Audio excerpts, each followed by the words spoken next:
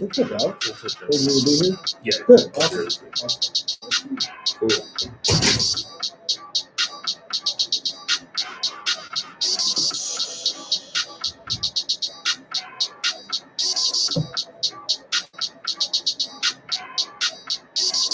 And now, a three-time sports editor, former online and managing editor, and host of Talk That Talk, award-winning journalist Terrell Chatterbox Emerson.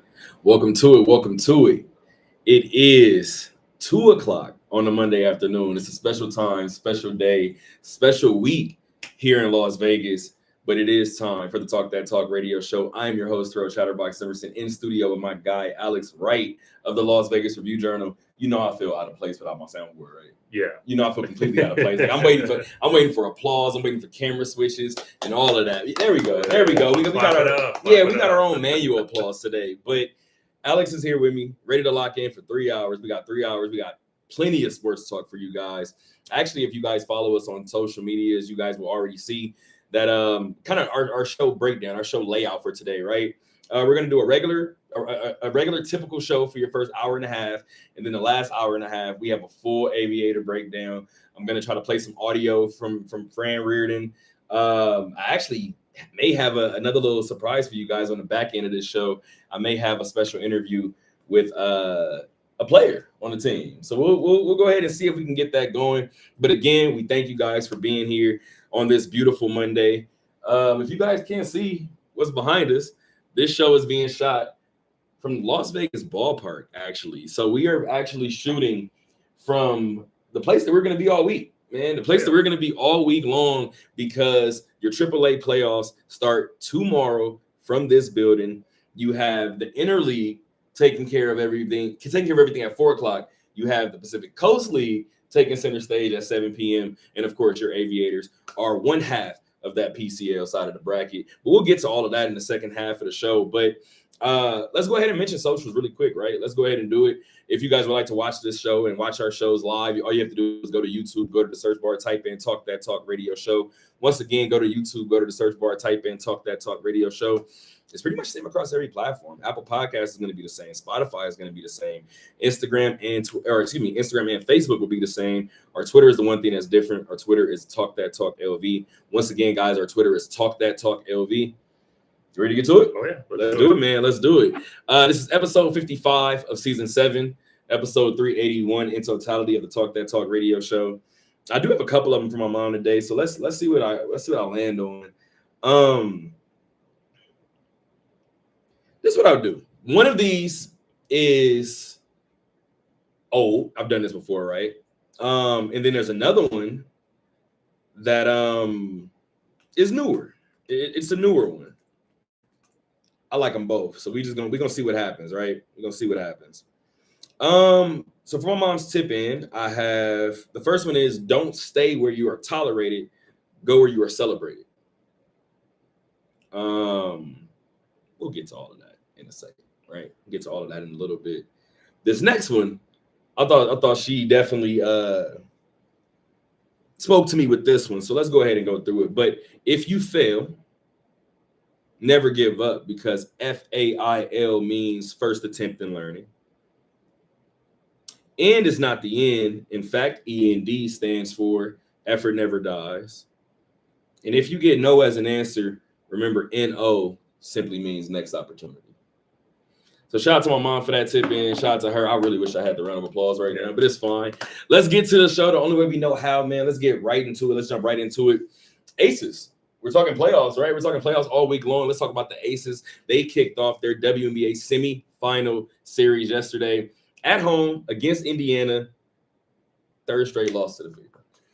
Oh boy, that was a lot of hype going into that game. Obviously, Asia Wilson will talk about that, but Kelsey Mitchell showed she was very deserving of some of those MVP votes that she got, and like Becky kind of talked, like we had no answers for her. She just went off, and you mentioned something on social that your Becky's answer to one of your questions that kind of been going a little viral, right? But with the Aces clicking it this late in the year and the fever, having some injuries, losing some key players, and got to figure what was this match really going to look like now with the Aces playing as well as they have been. But we saw Kelsey Mitchell do some stuff that she's kind of always done these past couple of years, right? She's elevated herself as an elite scorer, dynamic scorer on that team, and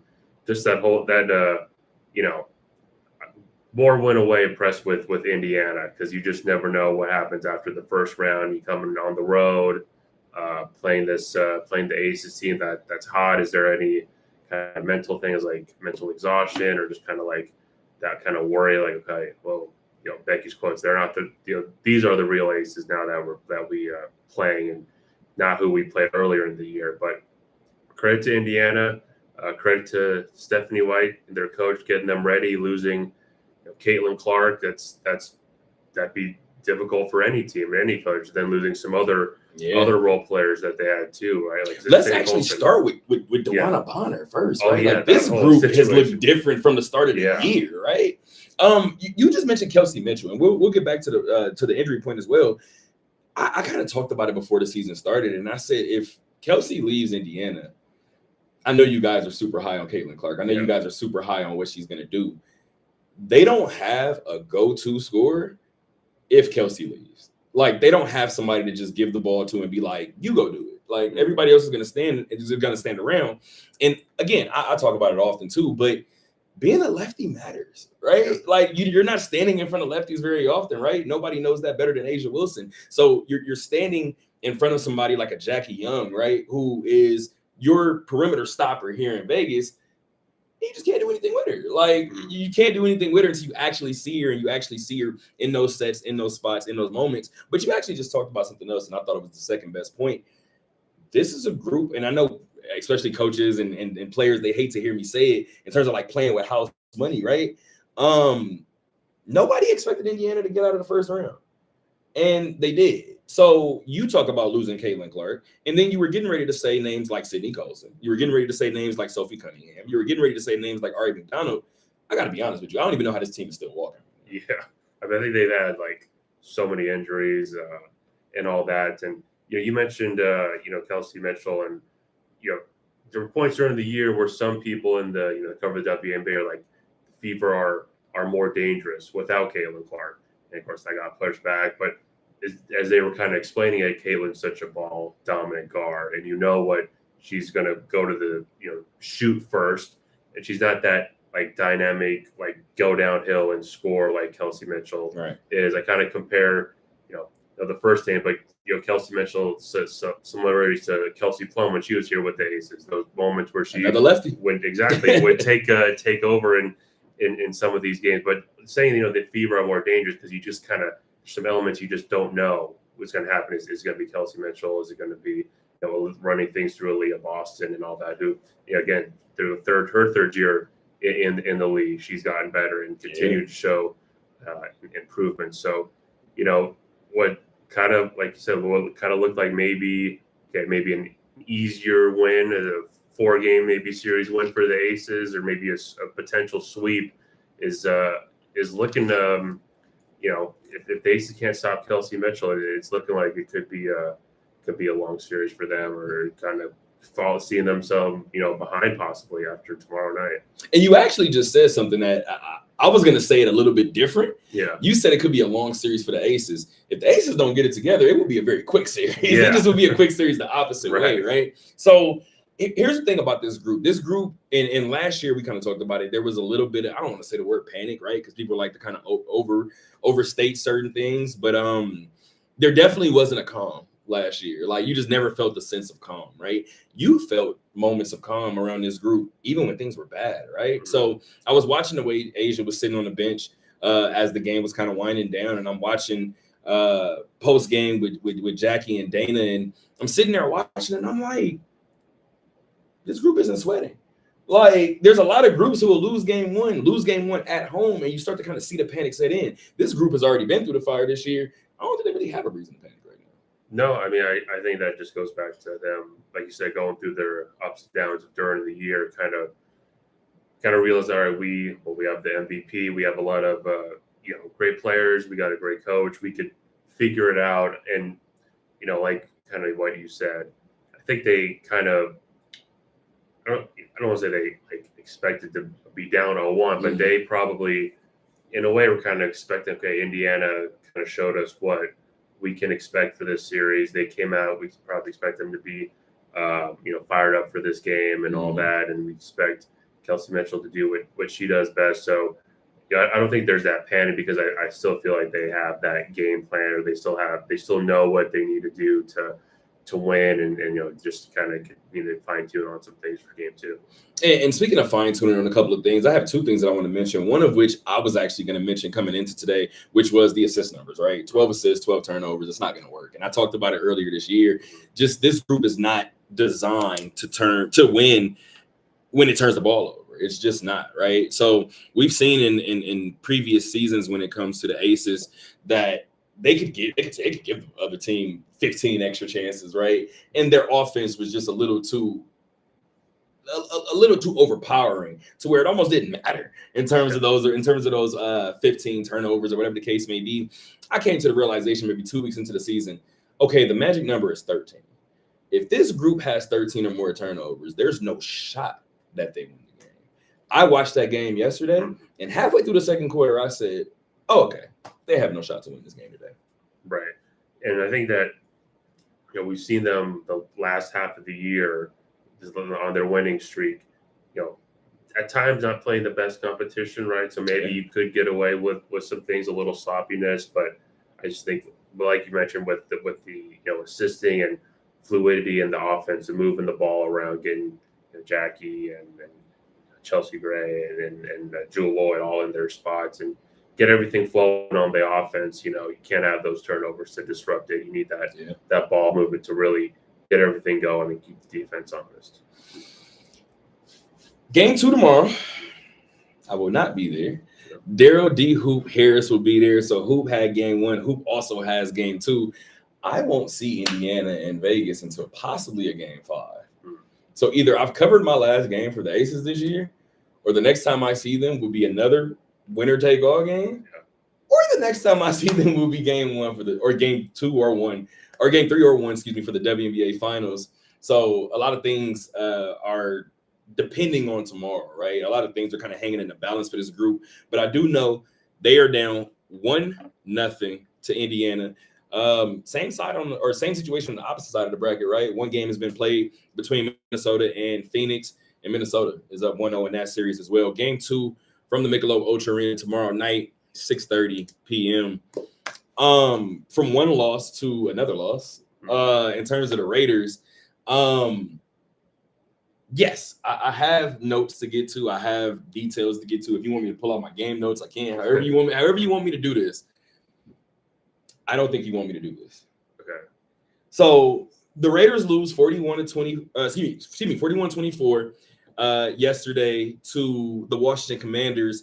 Jaden Daniels was Washington Commanders, right? I think that's very, very important to say. In my story, I think I included it maybe at least twice, maybe 3 times. Like, it was one of those things where I was like, no, you guys need to get the point. Like, this group knew they wouldn't have to deal with Jaden Daniels, right? And here's the thing. Yes, it's the NFL. Matter of fact, I'm sitting in the bar on Saturday, and I'm working the bar. One of my regulars leaves, and he's a Packer fan. He was like, so there's no way we lose to Cleveland tomorrow, right? And I looked at him and was like, thanks for jinxing it. And he was like, what do you mean? I said, this is the National Football League, dog. I said, watch us go out there and lose because you said that. It's just the way it works. Exactly. So I'm not saying that the Raiders are supposed to go into this game and kick Washington's doors in. But you're not expecting it to be the opposite way around when you're looking at a former Raider. Yeah, I mean, just a game where it was, they got behind, it was down, 20-10 at halftime, but it Yep. felt like it could have been more with just how outplayed that the Raiders are, right? You could, the road trip, the early game on the East Coast, things you could probably consider too, right? But overall, just kind of a disappointing just effort on all aspects for the Raiders, right? Aside from some maybe things later, just struggling to get the ball going on offense. Defense had no answers for Marcus Mariota. Over 200 rushing yards for Washington. Which problem do you want to pick first? Well, I want because you didn't name 7 problems, and all of them are a problem. Like that game, it was similar to the Aces. After it was 10-10, I was like, okay, this looks kind of good, right? Instantly started slipping. And once you started to kind of feel the slip, like you said, the Raiders made it a game more so toward the end of the fourth quarter. This game was not as close as this 17-point differential is kind of trying to suggest. This game was nowhere near as close as you guys are trying to make it seem. Right. I think, we talk about the offensive line soon, but I just think it kind of starts with their issues on defense. Even if they had, Gino had time, could get the running game going, you giving up 41 points to, Marcus Mariota team, I think that speaks more problems to what the Raiders have. Credit to Washington for taking advantage, but you got to look at the Raiders and are kind of like, all right, who is Max Crosby, and then who are the other guys on defense that are gonna count on to make a play, to come up with a sack? Who's going to be your lockdown corner? Who's going to step up and make some plays for this team? And they just did not have any answers on Sunday. So, in terms of who's that guy, right, that can make a play, I think I do have an answer. And the fact that this person is so humble, and you guys know how I feel about Jacorian Bennett, right? I thought Jacorian Bennett was somebody that you don't want to necessarily give away. And I'm not necessarily going to say that the Raiders gave him away, right? But they definitely gave up on him, right?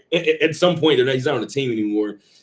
But to get back Thomas Booker had a forced fumble in yesterday's game that I was looking, and I was like, every time I look up, 99's there. Like, so maybe Max does have something there in terms of just a partner in crime, being able to go get into the backfield, get tackles for loss, hit quarterbacks, things of that nature. It does not matter when you're giving up 200 rushing yards, right? And I know you said it twice. I said a former Raider. I mentioned it in the story. Marcus Mariota is an NFL quarterback, period. Marcus Mariota is a veteran in this game. Marcus Mariota is one of the college quarterbacks that we are going to talk about for a very, very long time, just in the sense of the way Oregon football plays. Respectfully speaking, I don't know if Marcus Mariota should be scoring 41 points. Or a Marcus Mariota-led team at this point of his career should be scoring 41 points, especially when you have so much optimism on the other side in terms of the Raiders. This is why I said you didn't want me to start. As a USC fan, like growing up, right? You can't grow up in California and not be as. It just doesn't work. I have never seen Pete Carroll look more confused than I've seen him look in 3 games this year. And part of me feels like at some point during this game, I don't think Pete wants out. I don't think Pete wants to regrets his decision. But in the back of his mind, I think, remember that 10-win comment that I said? And he was just like, I've been doing it. Like, that's kind of the standard for me. Like, we got to win double-digit games. I was watching his face yesterday, and I think realization set in. That streak might end.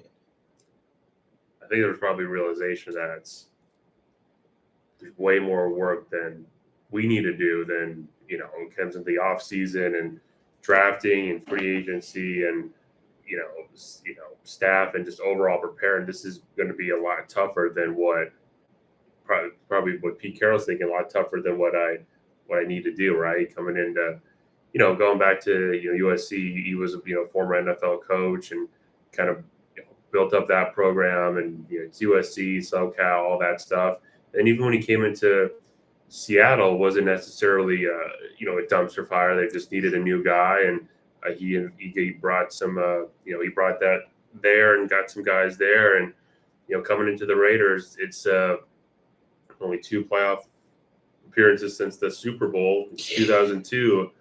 There's a, there any kind of, he kind of talked about like there needed to be like a full kind of reset with this team. And I think Mark Davis he wants to just try to win as many games as possible as soon as he can. And if it's 9-8, then it's 9-8, and that's just what it is, right? If it's 10-7 or whatever it is, and felt like Pete Carroll and Geno Smith, they could get us the best position to win as many games as possible this year. And there's from Mark Davis' side not that look into the future of, okay, maybe a year ago or 2 years ago we should have tanked, or to try to get Jaden Daniels, to try to get this year get Jackson Dart, to try to get a young quarterback so we can by next year for Arch, right? Yeah, or exactly, or just look at it and it's like, there were times where they drafted the best player available, but it was like, okay, should we have got an offensive lineman that we could build upon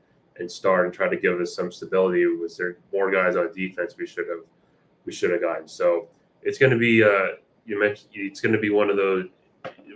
It's going to be a tough year for the Raiders in the sense of they're looking at their division. It was very likely they could finish in last in that division, and even a positive outlook, like maybe they have 7, 8, 9 wins, but they still are in last place. Just kind of showing that there's still a lot of work to be done, and some guys that might be shorter term solutions might not be the best in the long term, or you would not see or you also not necessarily could not maximize an Ashton Jeanty career or a Brock Bowers career with some of the decisions they have and what this team could look like going forward.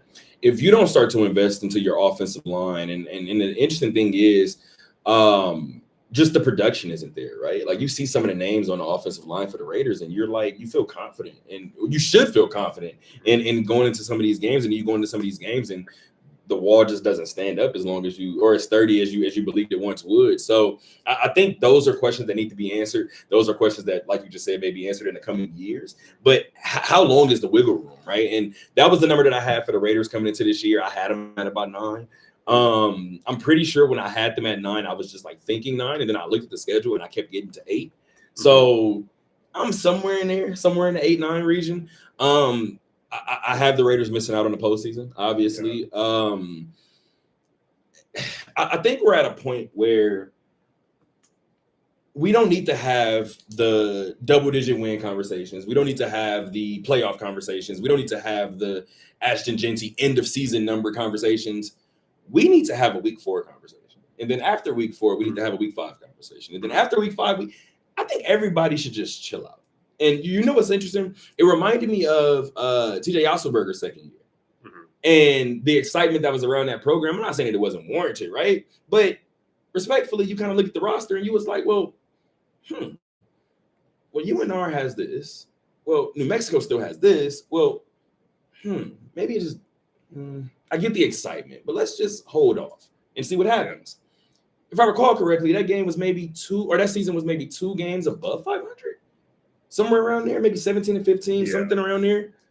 And then he jets. Mm-hmm. So I think for this Raiders situation, we've seen the excitement build, right, behind an Antonio Pierce-led group. By week 7, they were like, fire everybody. The fan base is like, get rid of everybody. Like, Mark, matter of fact, we're looking at you. Like, it got pretty visceral pretty quick, right? I think that's what the Raiders need to avoid this particular time around. And I hate to be this guy, but Pete, it kind of starts with you.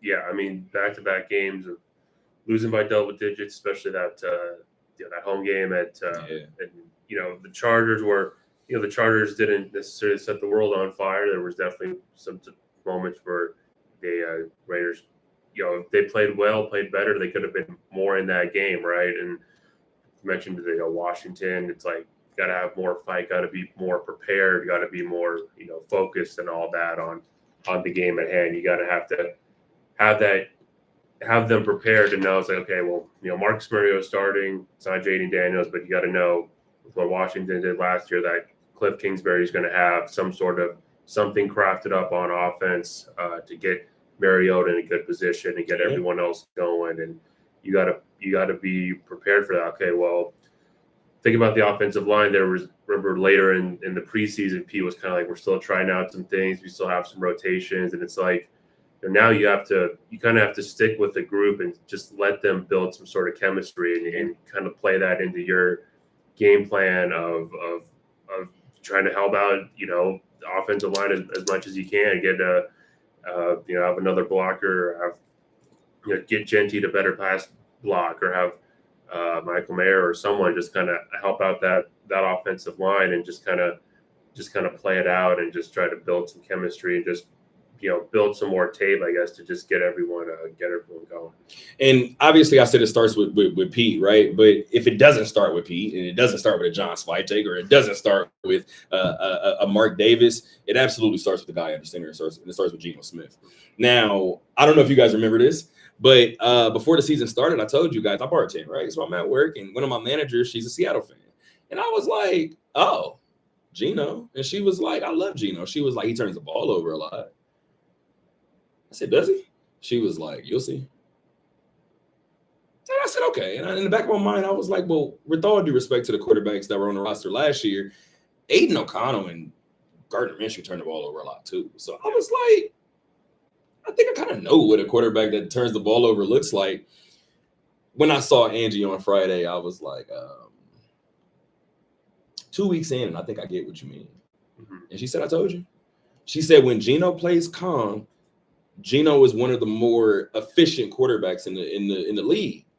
When he doesn't, Geno looks really bad. Like what we saw last week looked horrific from Geno.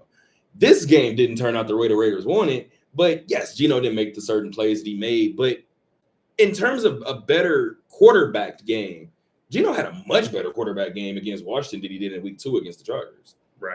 But it just looks so bad because he got sacked 5 times and was just under pressure so much.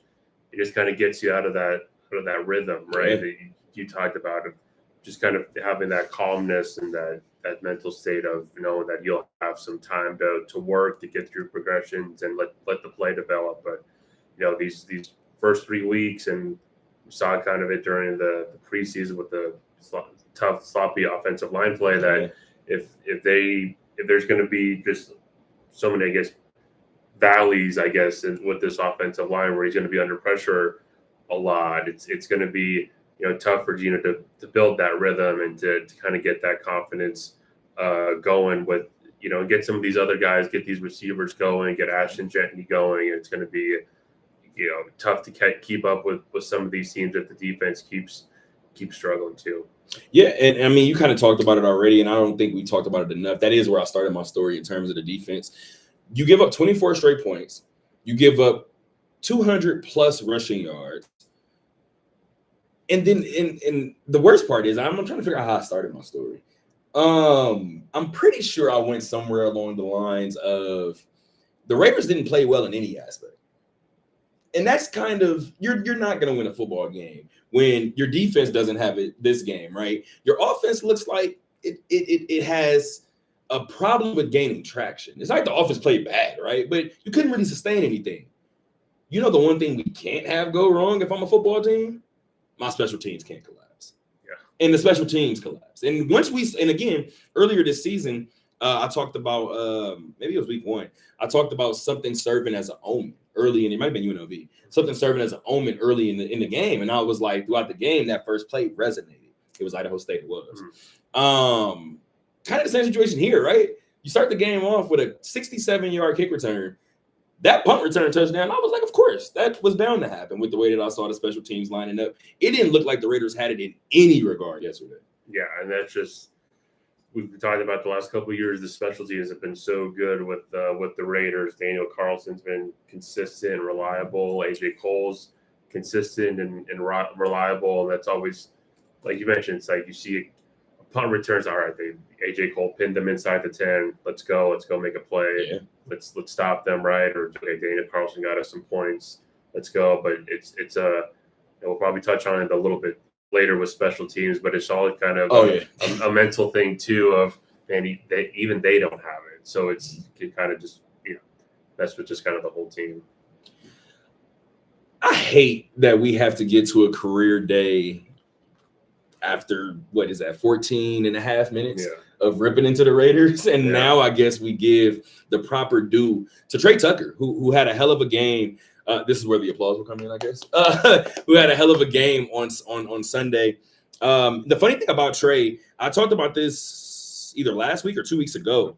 I talked about Dante Thornton, right? And I said that he's going to be somebody that you look up maybe once, maybe twice a game, and you look up and you be like, well, that was a 30-yard catch by him.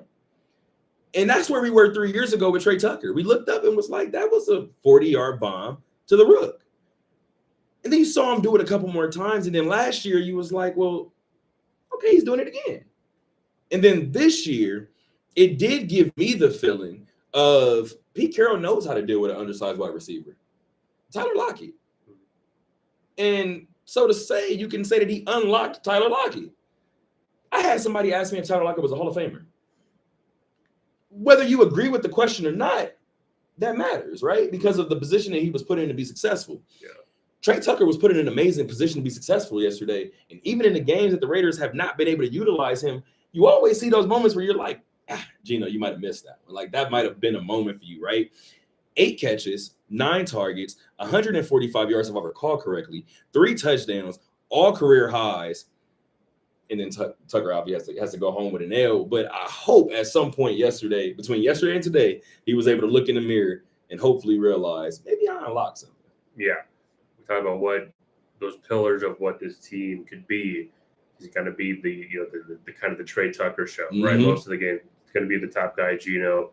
Gino looks to during the year, and we kind of had questions about the receiver depth, right? We liked about Trey Tucker, maybe he's a good like second option or 1A, 1B type of guy, but how is he as the lead receiver? Yeah. Of course, they have Brock Bauer; they'll get a lot of targets and incorporate Genty and all that, but.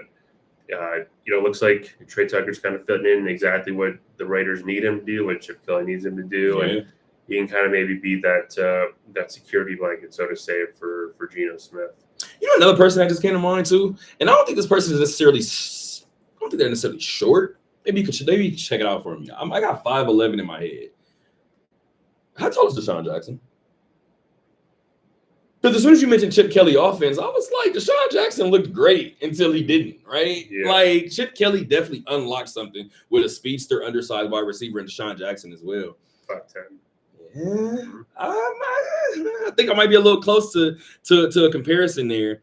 But in all seriousness, the Raiders have to get back on the right track. 2 of their next 3 games are at home on Sunday, 1:25 p.m. I'll be in the building. Allegiant Stadium.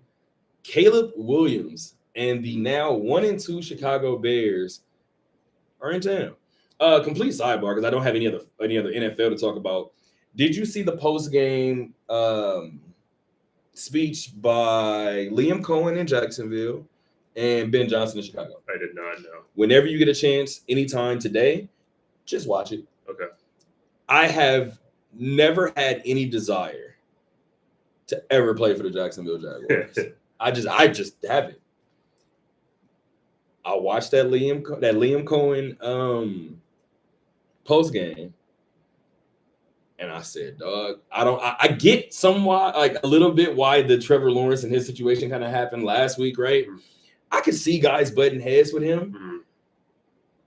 I could see it almost being like a Tony Sanchez type of situation, where you had guys that would butt heads with Tony Sanchez. If an outsider said anything about Tony Sanchez, they instantly defended him. Mm-hmm. And I feel that's kind of the way I got, like, that's kind of the energy I got from Coach. There was a passion, there was a fire in that post-game speech that I was like, this team can go out there and lose 14 games. Mm-hmm. Yes, it's going to fall on the head coach. I watched that post-game speech and I thought I might sign him to an extension right now. Just because the energy and the commitment to the process, we talk about this in terms of college sports, right? You got to give somebody the keys.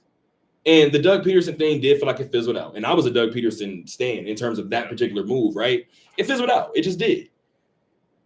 I hate to say it, but in this particular situation, if it doesn't work out, Trevor might have to go before Coach does.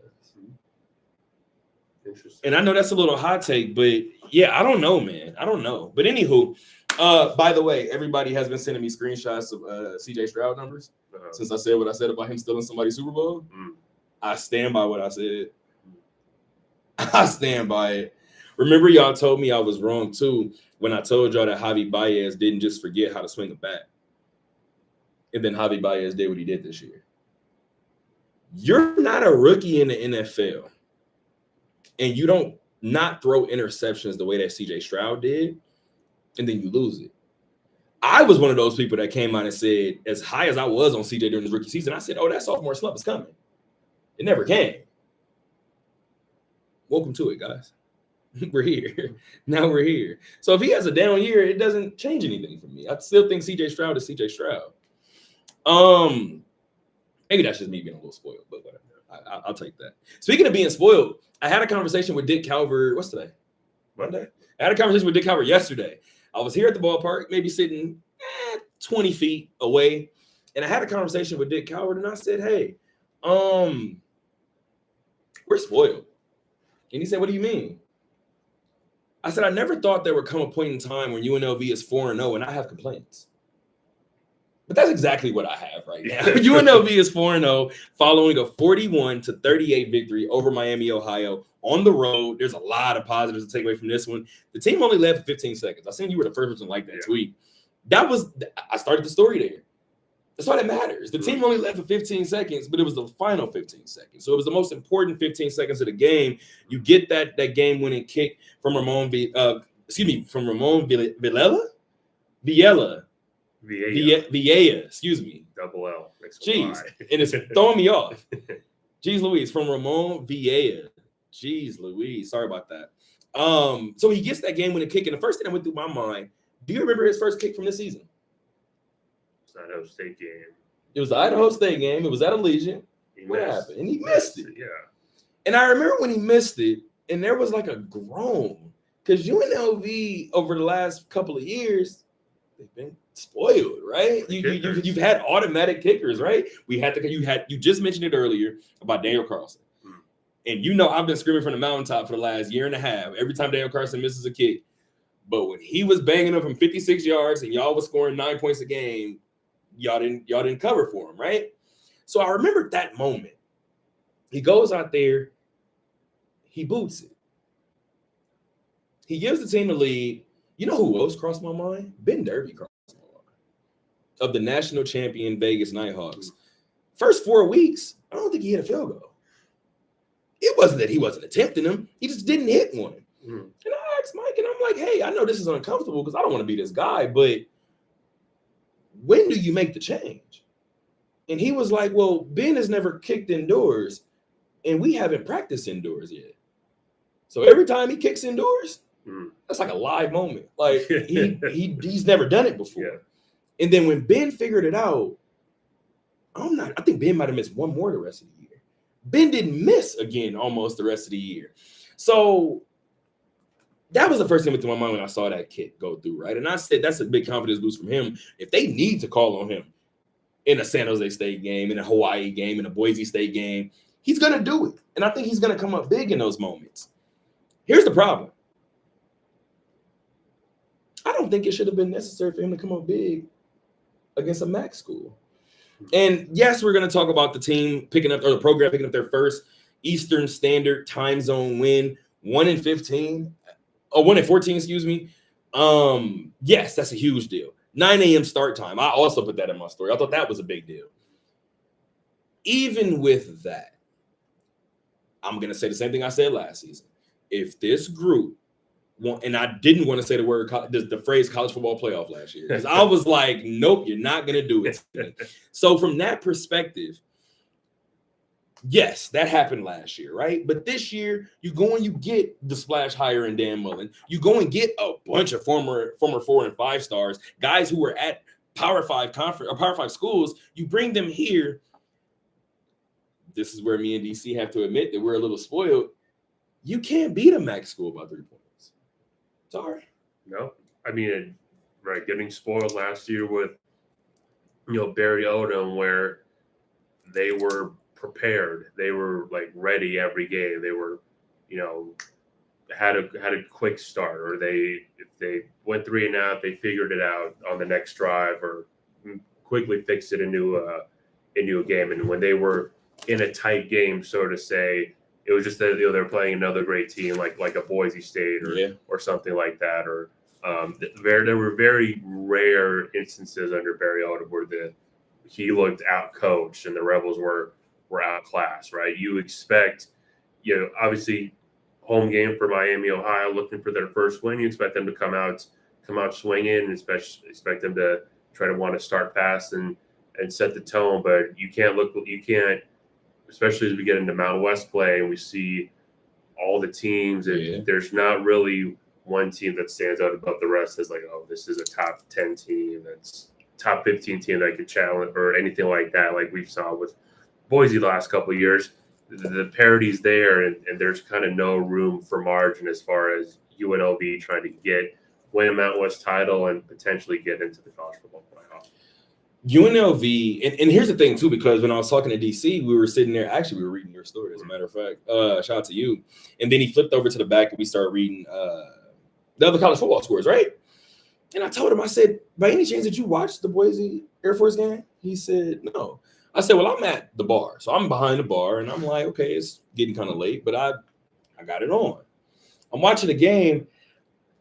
I said, so I believe at one point it was 14-14, then it was 21 maybe. But somewhere in that moment, in that period, Boise threw a bomb. And I wish you guys could see, I wish you guys could have seen DC face. When I told him that Air Force threw that bomb and they scored, Dick Howard was like, I said, Air Force is throwing the ball. I don't know if people have looked yet, but that's a completely different team. So I'm not saying that they're going to go out there and win 8 games, right? All the thing I'm saying is that's not what you're used to seeing. And then I saw 21-21 Boise State and Air Force in the second quarter or something. And I'm like, I'm not used to seeing that either. Mm-hmm. And then obviously I forgot what Air Force ended up with, but they ended up losing. Boise put up 49, right? I told DC I came to one of two realizations in that moment. Either UNLV has to win that game 52-49, or if UNLV goes through all of this and still gets their doors kicked in by Boise State, we haven't taken off the ground yet. Just to use an airplane metaphor, we are still grounded if Boise walks through UNLV. They can win. They can't walk through UNLV. I saw those 43 points or those 49 points, majority of them coming in the second half. I thought about Paul Gunther's defense. Mm-hmm. Tread lightly, guys.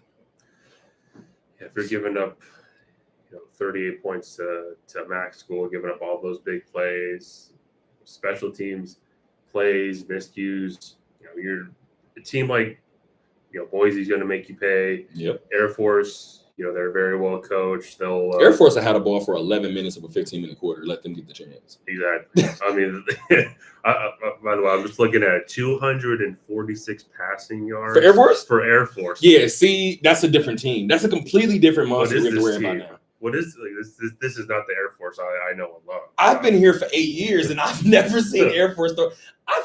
I've covered an Air Force game where they did not attempt to pass. Yeah. I think they ran the ball 43 times. This is the Mountain West looks significantly different. And again, going back to what you said, I think a couple of weeks ago, with the way that the landscape is changing in college sports, not just college football, but in college sports, right? UNLV has to move into a moment, into a portion, into an era where you're the guy. And if you're the guy, you have to look like the guy. And we all know college football is the only sport where you really have to do it. Yeah. You have to look like a world beater. You have to. You have to look unstoppable. Yes, UNLV is 4-0. I've seen UNLV play well from start to finish one time. Yeah, it's good. Another bye week 2 coming up. Then you get in the conference play for UNLV. Interesting time having a bye, East Coast game, another bye. So we'll see how this group responds to another bye week. And if you're Dan Mullen, there's a lot of things you got to just shorten up on and get fixed before we get into Mountain West plays. We talked about the schedule. Their schedule earlier got Boise and Hawaii and even a New Mexico team, right? Yeah. Like there's no opening against Wyoming on the road, which is going to be never fun to play at Wyoming. So, we'll see how this group tries to figure it out as we go through the rest of the whole West play. I will tell you this, and I'll get out of here because I don't think people are going to like this. That game yesterday confirmed to me that UNLV will have a loss in this Mountain West slate. I just don't know where it comes. Exactly. Who is it? I mean, I don't know who it is, but I watched that game Saturday, and I said they probably slip up somewhere. I told you before, I think they lose at San Jose State last year if it keeps raining. Yeah.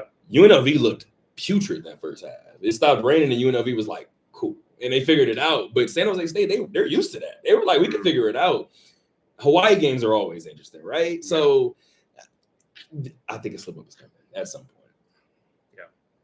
Well, I figured you went to the schedule. I was just looking at the schedule. I was like, okay, Yeah. they obviously this is the tough start 4 games slate at Wyoming, host Air Force, at Boise, host New Mexico. I think it. What's the one after that one? Then their last 4 are at Colorado State, home to Utah State, host Hawaii, at Reno. Colorado State is what threw me off because I was about to say it's 5. I thought it was Utah State before that. I was gonna say because was it last year? I think Oregon State was the game that was a little closer than a lot of people expected. Yeah. So I think it might have been an Oregon State game. Those are coming, guys. Those are coming. Last thing I'll say about the defense right now, because at some point I have to just talk to Paul Gunther. I have to make it a point to get down there because you've seen me in the field too. I want to give him a chance to say something. I want to give him a chance to defend himself, defend that defense, things of that nature. Here's what I told Dick Calvert yesterday. If UNLV doesn't lead the nation in turnovers, we're having a much different conversation about this defense, even with them being 4-0. Mm-hmm. And I think that needs to be said. Last point, I guess, for UNLV football as a whole, and then we got an Alex segment coming up. Dick Calvert has always been really, really high on Jet Thomas, right? And he talked about some of the work that you did in the offseason leading up to Jet and kind of just painting the picture that the offense needs to run through him, right? Like the idea that UNLV can be successful without relying on the running game, I think is kind of naive a little bit, just because if you've watched UNLV's ascension over the past couple of years, it's been running back by committee, right? Going back to those Texas boys with Lex Thomas and X-Men. So I think you have those moments where, and then not to mention the all-time leading rusher who we literally shared a class with, right, in terms of Charles Williams. So UNLV has had running backs over the last couple of years. As a matter of fact, Lex Thomas said that he wanted to call it running back U for a little bit. Yeah. And I mean, there was some validity to it in terms of what UNLV was able to pump out. And then you get a Jet Thomas. And here's the thing that you brought up in the offseason. He stuck around, right? Yeah. So he sticks around, and he has 2 touches in the first half, both of them through the air. I think he had 2 yards, maybe no yards. The moment you commit to the run in the second half, the game switches. His stat line looks different. And it's hard to believe that he has 118 rushing yards at the end of the game. Mm-hmm. If you watch the game, that's 118 rushing yards in the second half. Yeah. I don't wonder, was he hurt? Was he a little banged up or something? But I thought he got suspended for a second. I was like, did he do something and y'all take him out the first quarter? Yeah. I still don't have that answer, but something didn't seem right. Right. And, he needs to be, like we talked about, he needs to be a focal point of the offense. He's got to touch the ball. He's got to just be out there and just touch it somewhat regularly for just even that thread of keeping the defense honest and knowing, all right, Jet Thomas, he can break off a big run and all that. So, so we'll see how they continue to incorporate him. He's going to be big, especially some of these Mountain West games. Envision a Wyoming game. It's going to be cold, or I think they're at Colorado State. I think that'll be a cold one, and Reno probably at the end of the year. Cold. Oh no, it's gonna be. It's gonna be. If you guys have never been to Reno, late November, early December, do it. And I will very rarely ever tell you to go to Reno for any other reason. So do it if you get the chance. I know I talk a lot about that school, right? Obviously, we went to UNLV, so that rivalry is always going to be there. Beautiful campus. beautiful campus, and I'm gonna be completely honest, I think it's much better when it's cold. So get out there if you can. It might be a game that means something. So it might be a game that means more than it typically means, I should say, right? But we got some prep talk. Yeah. Talk about games that matter, right? You see what I did there? Right. But Bishop Gorman had another big one, and we talk about Bishop Gorman, and I don't think enough gets said about them. Every single week, it's like a Super Bowl, right? Yeah. And even when Bishop Gorman loses, sometimes I'm like, I don't see nobody else wanting to play them. So in those moments, all I can do is look at the program, look at what it has created for itself. And the funny thing is, these big time games are nowhere near finished. No, definitely. I mean, Bishop Gorman, they had Mater Dei, returning of, they played at Mater Dei last year. So Mater Dei came here to return the favor, and talking to the guys, going to practice, leading up to the game, they kind of were all like, excited to play it, but still, focused. And the thing with Gorman, obviously they have their league schedule where they play local teams, and they fill out all of the non-league games that they can to play the best out-of-state team, the best team in Arizona, the best team in California, best team in Utah, best team in Hawaii, and to just fill out that schedule to just play quality competition. And for those upperclassmen, juniors and seniors, just kind of being so used to being in a big game, it's all sort of just second nature to them. And all that. And they played Mater Dei, and Mater Dei's a great team. I'm sure there are probably people that saw when they lost to the Corona Centennial the week before. It's like, oh, are they really that good? What are they? A lot of people picked them to lose against Bishop Gorman. Yeah. So we kind of saw really quick too, and just for people asking if Mater Dei is good, that 29-point third quarter, even in the loss, answers your question. Absolutely. So, that's fine.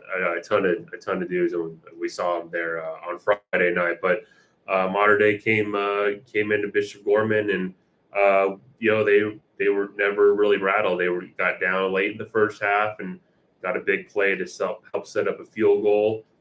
They forced Gorman to kick 3 field goals. Gorman made one, missed another, and they had another one blocked. And the blocked one helped. They had a long return on the blocked one, and that helped set up another Mater Dei score. So that's brutal when you consider the final score, too. Exactly, yeah. So credit to Mater Dei for coming in and putting on a great game, and Bishop Gorman too for playing these games and all that. There's always some teams that Gorman tries to play and just can't get it scheduled for whatever reason. So I know the reasons. Yeah, exactly. Now, here's the deal. I'll be honest. I'm from California, right? And I'm from Inglewood, California specifically.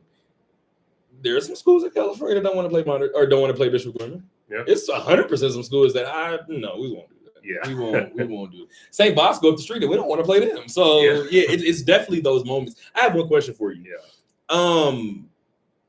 I asked you if Mater Dei entering without a 0, right, in that loss column changed anything for Bishop Gorman. I don't know why I keep doubling up on Mater Dei.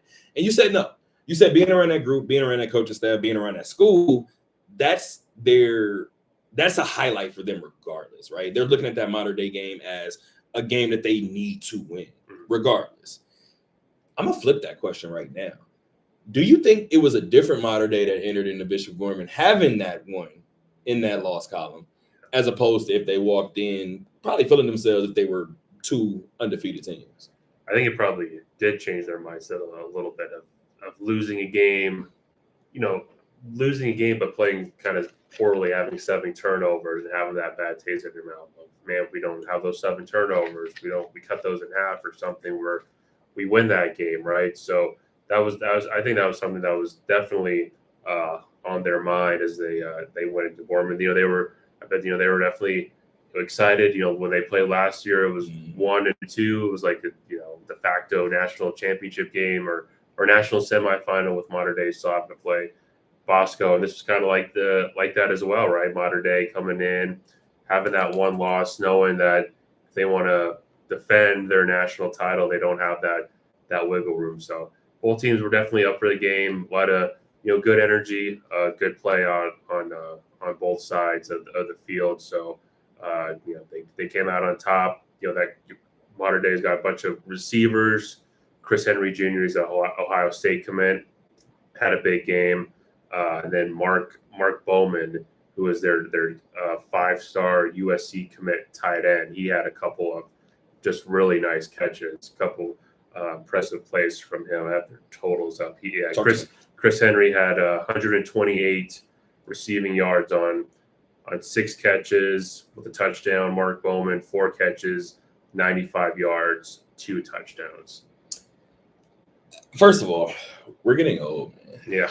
You said Chris Henry Jr. and I was like God bless the dead, long live Chris Henry. When you're in this field, right, and you watch sports and you follow sports as much as we do, you have those moments where you have favorite players, right? And you have those players that you follow a lot who may not be household names like that. Chris Henry was a problem. If you guys do not know who Chris Henry is, go do your research. Go do your Googles. And that's one of the reasons why I like high school football, right? And I'm sure you can attest to it. You have those moments where it's just high school football, right? It's Friday Night Lights. You just love it because you love it. And then you look up and you be like, wait, what's his name? Wait, no. I think I was sitting next to Jameer Nelson one day, and they said something about Jameer Nelson Jr., and I just looked at him. And he started laughing. The hell is going on, dog? Like, what is going on in life right now, right? So Modern Day goes out, gets a 27-24 victory over Bishop Gorman. I know you're probably getting tired of hearing this question, because you probably get tired of asking this question. But where does Bishop Gorman go now in terms of resetting after another Modern Day loss? Well, so they have an extra day. They go to Santa Margarita, team that is coached by Carson Palmer, former NFL quarterback. Former Raider. Exactly, yeah. They lost their first game. It was like a nip-and-tuck 7-3 game to Mission Viejo. But, when Carson Palmer came in, they had a lot of guys come in and transfer in. So I think there was a lot of still feeling out in that first game and early on in this.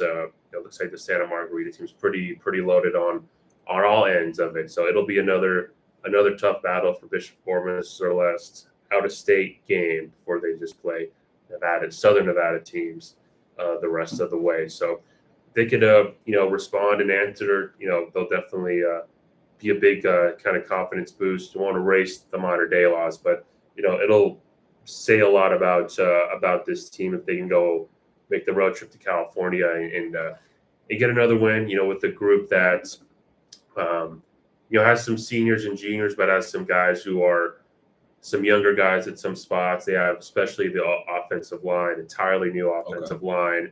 After they had 6 offensive linemen that were committed to Division I schools. Where they had 4 starters, and they had a spot where 2 other guys kind of rotated in during the game. So to speak to what that group. You couldn't tell me nothing if that was my position. You couldn't. My what? I got how many commits? Hold on. Wait. Hold on. So we'll see how this group is. A lot of younger guys, or guys that are new, don't have a lot of varsity experience for Gorman, and each week they kind of played a tougher and tougher team leading up to Modern Day. So we'll see how that first 5 games, how they apply what they learned against a pretty good Santa Margarita team in California.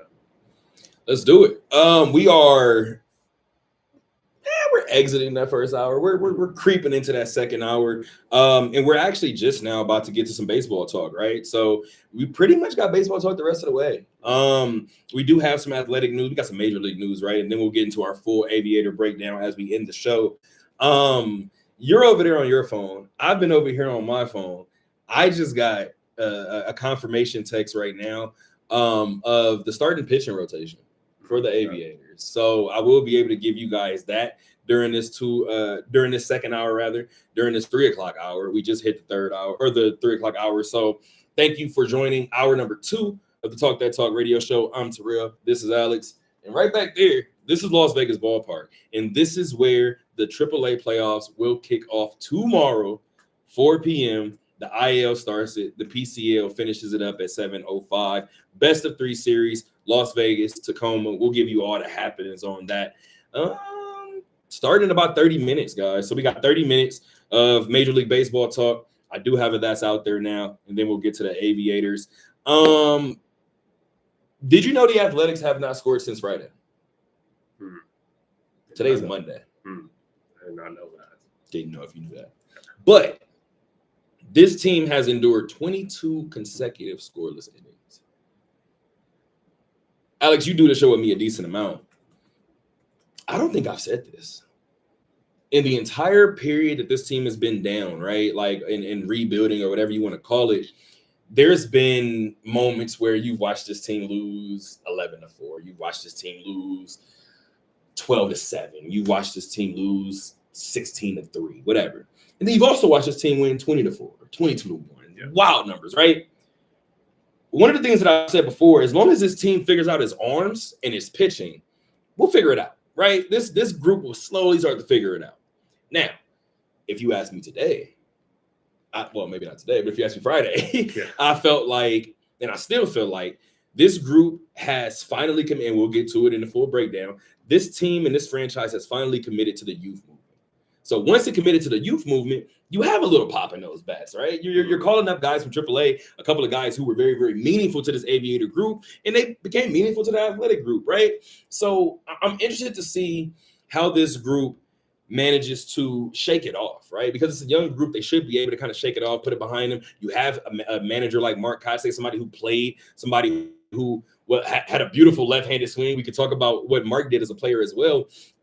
That's the right person to have in your ear, I feel like, when you go through a slump like this, considering all the ages of the guys. I think they said Brent Rooker is the oldest guy in the locker room now. That's saying something. Oh, yeah. Right? So just to kind of put it from that perspective, I think this group has to have a kind of a flush it mentality. And Geno Smith, actually, after the Charger game, he said he doesn't flush games. He said he tries to learn from everything. He said he doesn't flush games.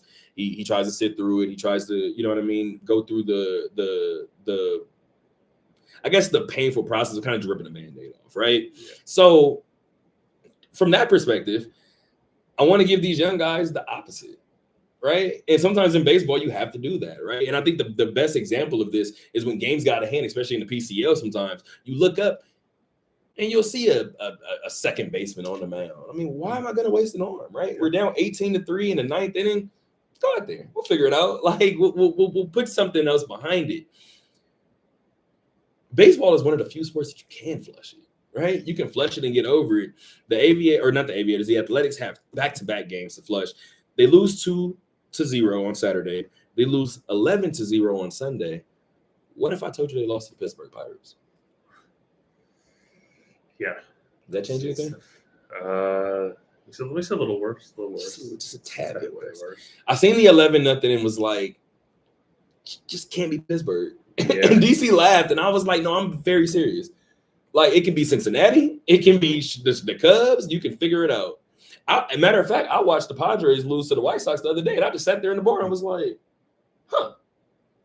I was like, I know it's just one game, but I was, huh. And I don't know whether I should take anything from that or not, right? I hope that Athletics don't take anything from this, because this group has already surpassed kind of what people expected of them in terms of their hitting, right? In terms of some of the pop in their bat, and some of their pops in their bat, excuse me. Lawrence Butler is somebody that is a household name up there now. We just mentioned Brent Rooker a second ago. We are absolutely going to mention Nick Kurtz at least 3 more times before the end of this show. So don't worry about that. We're going to get that name mentioned as well. We're at a point with this athletic group where you're trying to build some sort of hope and momentum and progress toward the next season, right? If this group starts to have some hitting slumps toward the end of the season, it may turn into one of those things where baseball kind of starts to balance out, right? Mm-hmm. And this is something that I asked Fran Reardon before about these Aviators, and we'll get to that in maybe 30 minutes. You have to have a mentality of staying consistent, staying at it, chipping away at it, right? I hope that this group, though young, enduring 22 scoreless innings, that's, again, going back to the Javi Baez thing, I think that's when it starts to kind of creep into your mind. And now you're up there in the batter's box thinking. And now you're up there in the batter's box contemplating. And now you're up there in the batter's box you're doing way too much while you're in that batter's box. And you have literally 0.5 of a second to react to the ball. I think this group has to do a good job of just putting it behind them. And I think the only way that's going to happen is if they lean on somebody like Mark Kotsay, who has the experience as a player.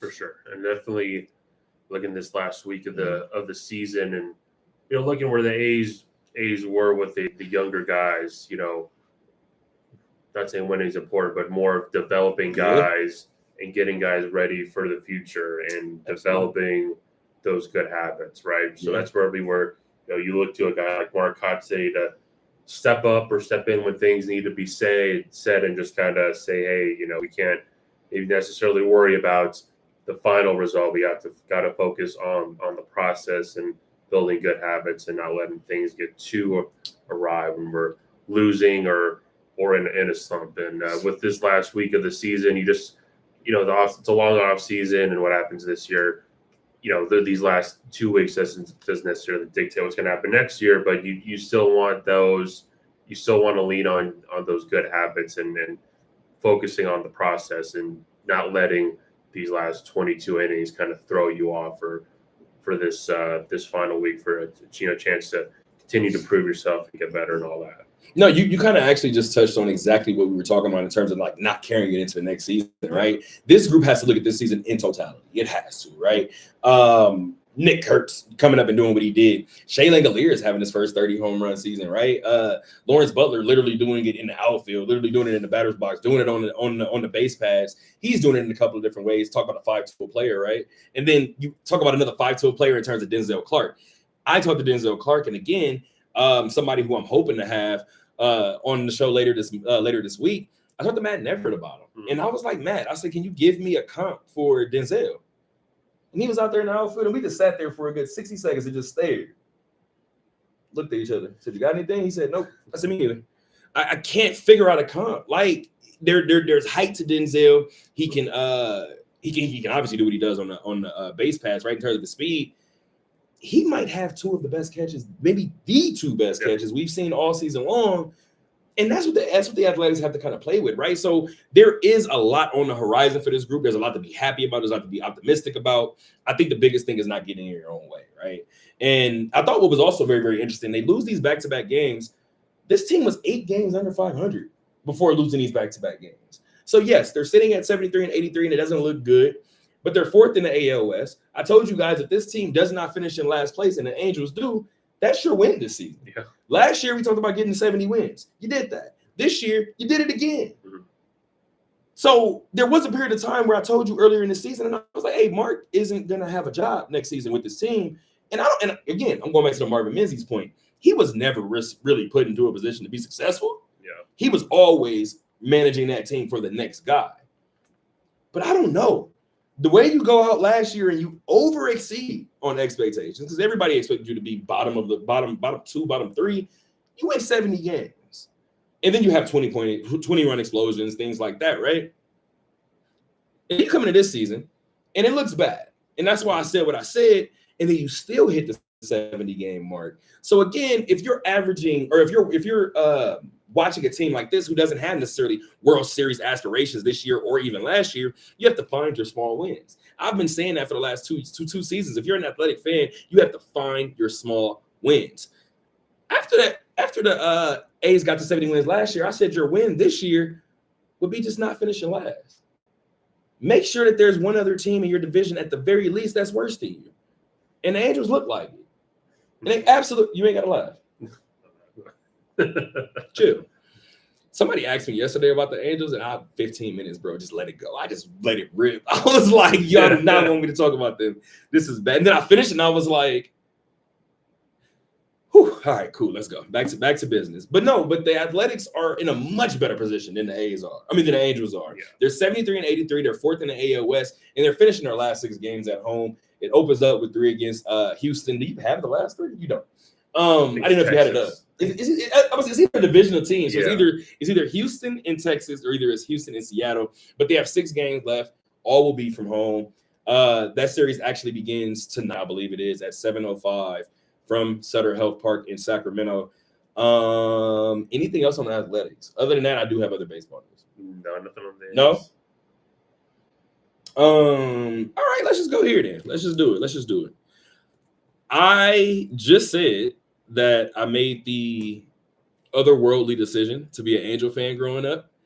And the thing I always say is my dad, who is a Dodger fan, a Cowboy fan, right? A Laker fan.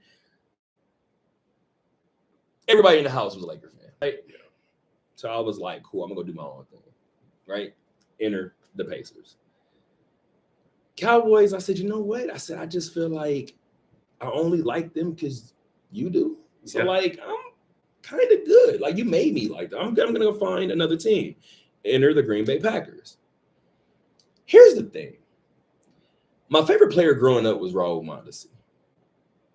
I knew him as a Dodger. Mm-hmm. I had no reason to ever leave the Dodgers, right?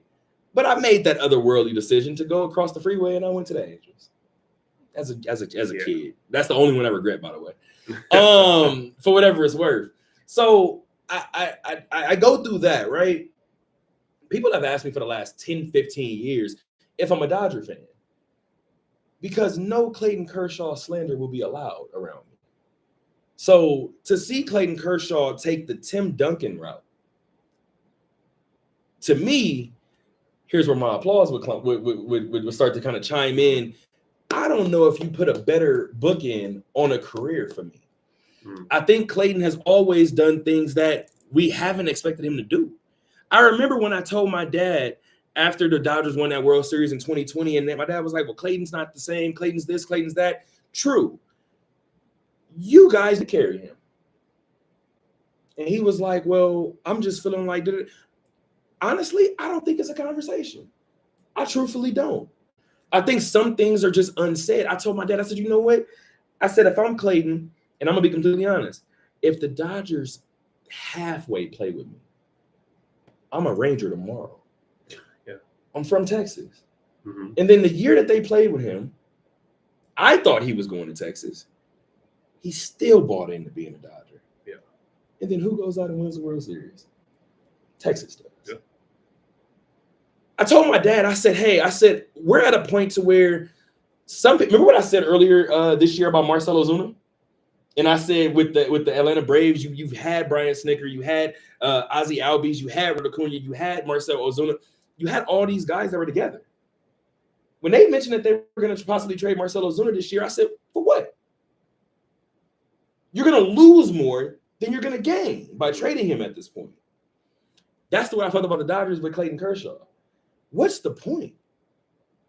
Clayton did all the heavy lifting before. We talked about Daniel Carlson, right? Earlier. Yeah, you're kind of owed this ring. This second ring, you might be owed that ring. So since then, since 2020, my dad and I have had the conversation of Clayton appearing that he wanted to retire a Dodger. Appearing that he wanted to be that guy that spent his entire career with one team, right? Mm-hmm. Clayton Kershaw, when I say takes the Tim Duncan route, Clayton Kershaw comes out on a Thursday and tells the world that Friday, less than 24 hours later, maybe it was about 28 hours later, he will be participating in his final Dodger Stadium start. I'm at a point where, again, you can't say anything negative about Clayton Kershaw around me.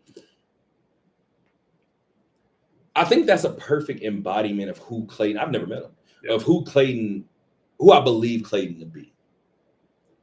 There was a couple things that went through my mind. And I didn't even go look. But I'm going to ask you a couple questions. How many people do you think in that moment they heard that started looking up tickets? Probably a lot, right? Oh, yeah, a lot, yeah. At the same time, how quickly do you think the Dodgers went and upped those tickets? I'm very serious. Probably pretty quickly, right? I say that because I remember when Kobe said he was retiring. Might have been in December, might have been a loss to Cleveland or something. He was like, "I'm done after this. Like, we're done with it." And everybody was like, "You mean retirement?" He was like, "Yeah. Like, this is the final year." Every ticket after that was different. Mm. Clayton Kershaw almost didn't give anybody that chance. You got 28 hours, 25 hours to figure it out, guys. We're done after this. Part of me liked that aspect of it because there were people that probably had just bought tickets hours before he said that and didn't realize now you're about to be a part of Dodger history moving forward, right? So I do have plenty of things that I want to talk about in terms of Clayton Kershaw, but I do want to give you an opportunity to kind of just chime in on what you feel about Clayton and obviously his career as well.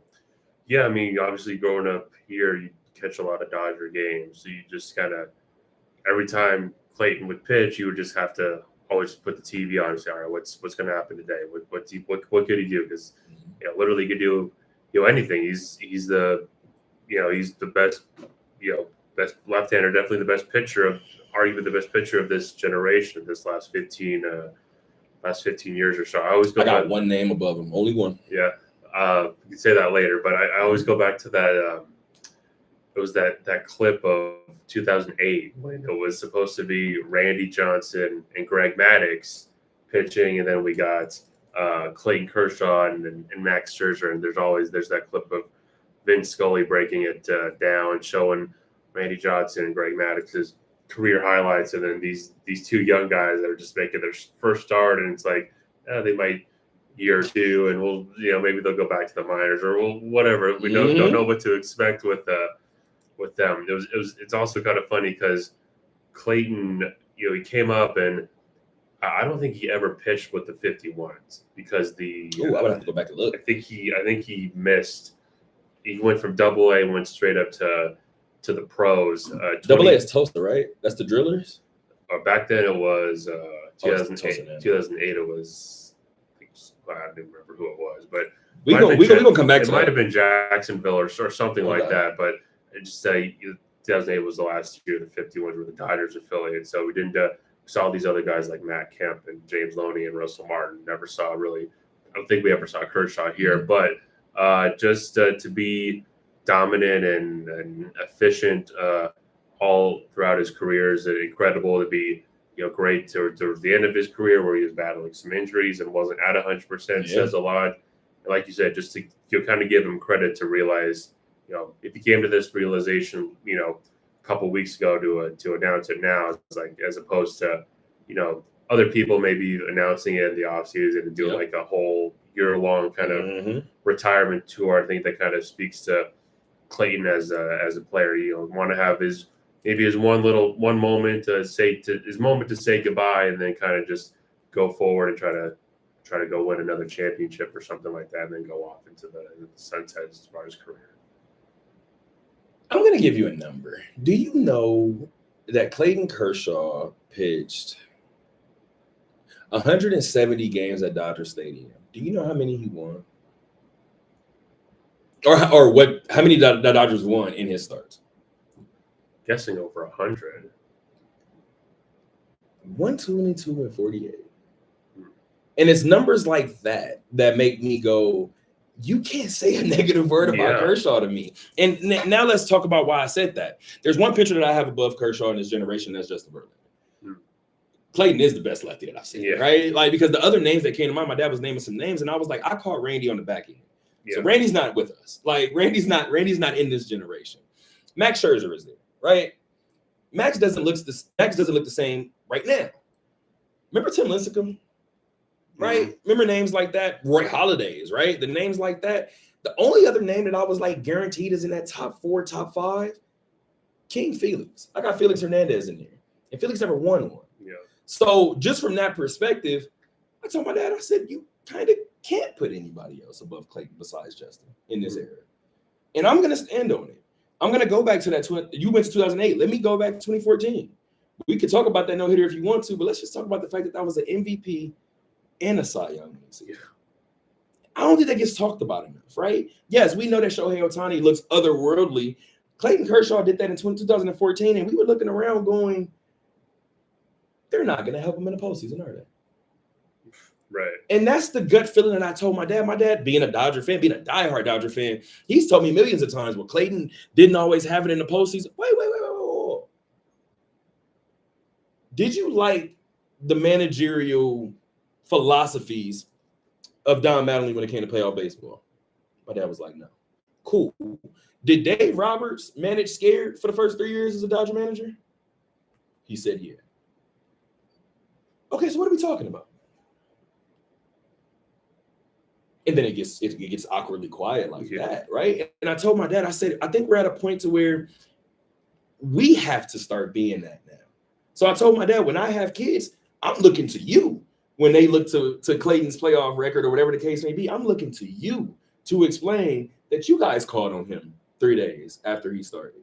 You guys called on him back-to-back days out of the book. You guys put Clayton Kershaw in disadvantages, or excuse me, I do this all the time, in disadvantageous positions. And Clayton still was a Hall of Famer without the rings. And now you add the 2 other rings on top of it. And to me, again, if you want to talk about storybook careers, this is one of them. Definitely. Final Kershaw day. I will say this: when I worked for Dodgers Nation, there were always, right, like Rich Hill. Whenever he was on the mound, we did hashtag King of the Hill, right? So we had some fun with it. It was always simple every time it was Clayton's day. Hashtag Kershaw day. It's just easy, man. Like you just kind of said it. And there was not a time that Kershaw touched the mound and you wasn't gonna watch it. Like there was no way. I remember, as a matter of fact, and I'll tell you guys this one story. This is gonna sound like a LeBron story, but it's fine. Because I told you guys I had tickets to, well, I didn't. My mom had tickets to Kobe's 81-point game, but based on her medical, she was in the medical field, so doctors used to give tickets away, season tickets. They used to do raffles, all types of stuff. Because of that, we would go to Laker games kind of frequently. We had a game on a Sunday. My mom was like, "We play Toronto. Don't want to go to that." Went to church. Needless to say, my mom is like, I probably should have used them. Yeah. And I told her, because I didn't even care that much, but I was like, my thing was, I'm not a wasteful person. Don't waste them. Yeah. Give them to somebody. Yeah. And she couldn't find anybody to give them to. So they were just in her office or wherever they were. And I was just like, look at what you did, right? I remember that night that Clayton threw the no-hitter because I had a friend who had actually hit me and said, we're going to the Dodger game tonight. He said, do you want to go? I was like, brother, I work this morning. Like, I'm hell no. Dog, you know how it is when you work in the morning. You come home, you start watching TV. I fell asleep on the couch. Life happens. I wake up to the no-hitter news. Mm-hmm. I am sick to my stomach, bro. I'm like, there's no way in hell. There's no way in hell. Because now I can't blame anybody. I had the money. I had the car. What is your problem, dog? So it's those moments, right? And it's those moments when you realize, okay, this one is different, right? Like this one feels different. Congratulations, Clayton Kershaw. One of the things that you mentioned before we started, and we could talk about it now, especially considering if you know me, I'm extremely happy to talk about this. You said something about a statue. So let's talk. Let's have the conversation then. First of all, over or under 3.5 years before Clayton gets his? I think probably like year 3, probably. I got it under. I got it about 3.2. So that's interesting to say that, because they're probably going to announce it in about 1.5, 2 years, and be like, "Yeah, end of the season, we got you." Other question that I have for you: what does that statue look like? I mean, we talked about this, and it would be just his mechanics and just how unique it was. There's so many. That straight arm when he goes down. He goes straight arm when he goes down.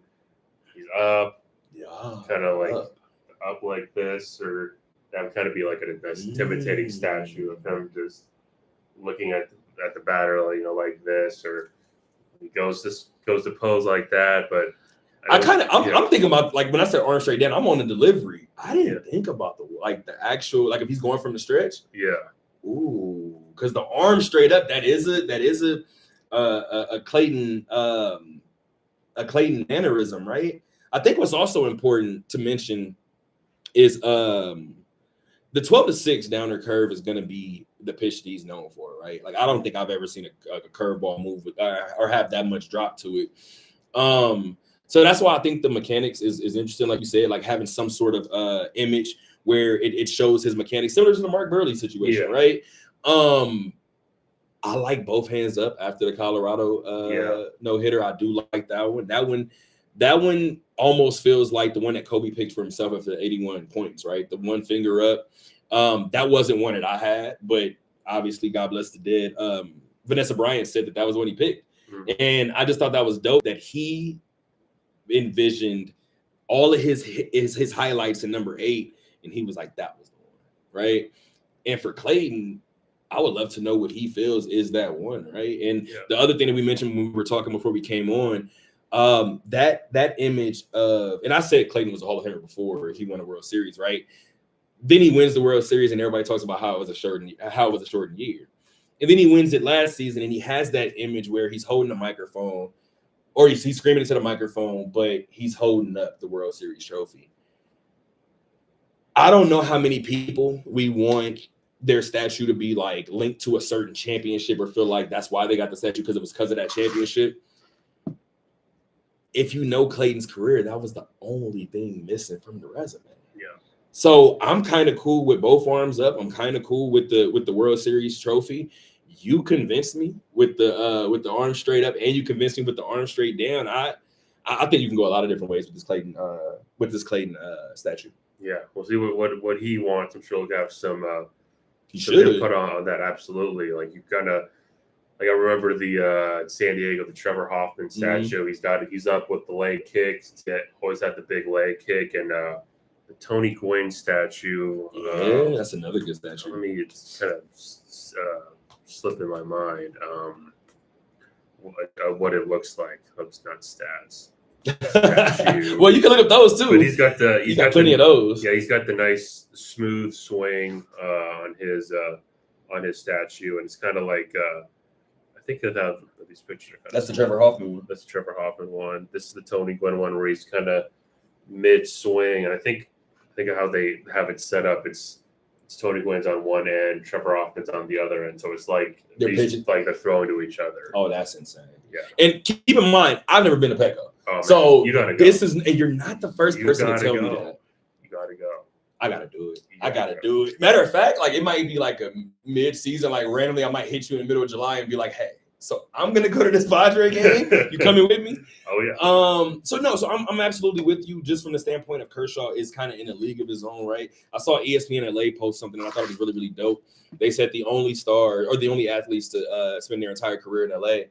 And it was Kobe Bryant, it was Clayton Kershaw, and it was Anze Kopitar as well, right? So just a big moment. Obviously, he announced his retirement as well following this upcoming season with the LA Kings. I believe he had 20 seasons with the Kings. Kobe had 20 seasons with the Lakers, and I believe Clayton had 18 with the Dodgers. So the City of Angels, man, the City of Angels continues to just bring in big-time stars, and the lore continues to grow. I think I had one more. Oh, that's out there now. And then we can get to the Aviators and we can slowly start to get out of here and go home. Did you hear about Jacob Wilson and his father? I did not know. This is dope.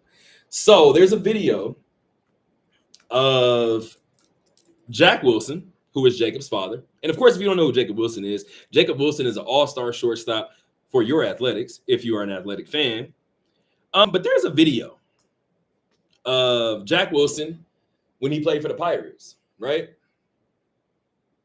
He's catching a first pitch thrown out by his son, Jacob Wilson.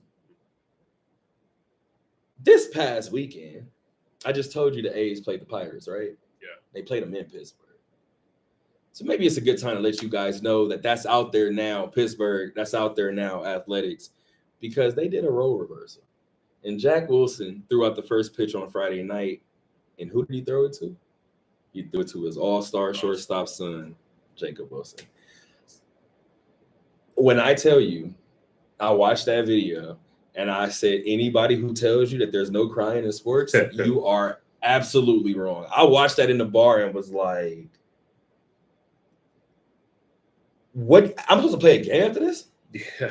Like, I don't know how that's going to work, right? So I saw that moment, tremendous moment. Jacob was actually here before, right? Jacob is a former Aviator, somebody who we've dealt with in the past. For him to have that moment, for his family to have that moment, for his dad to have that moment.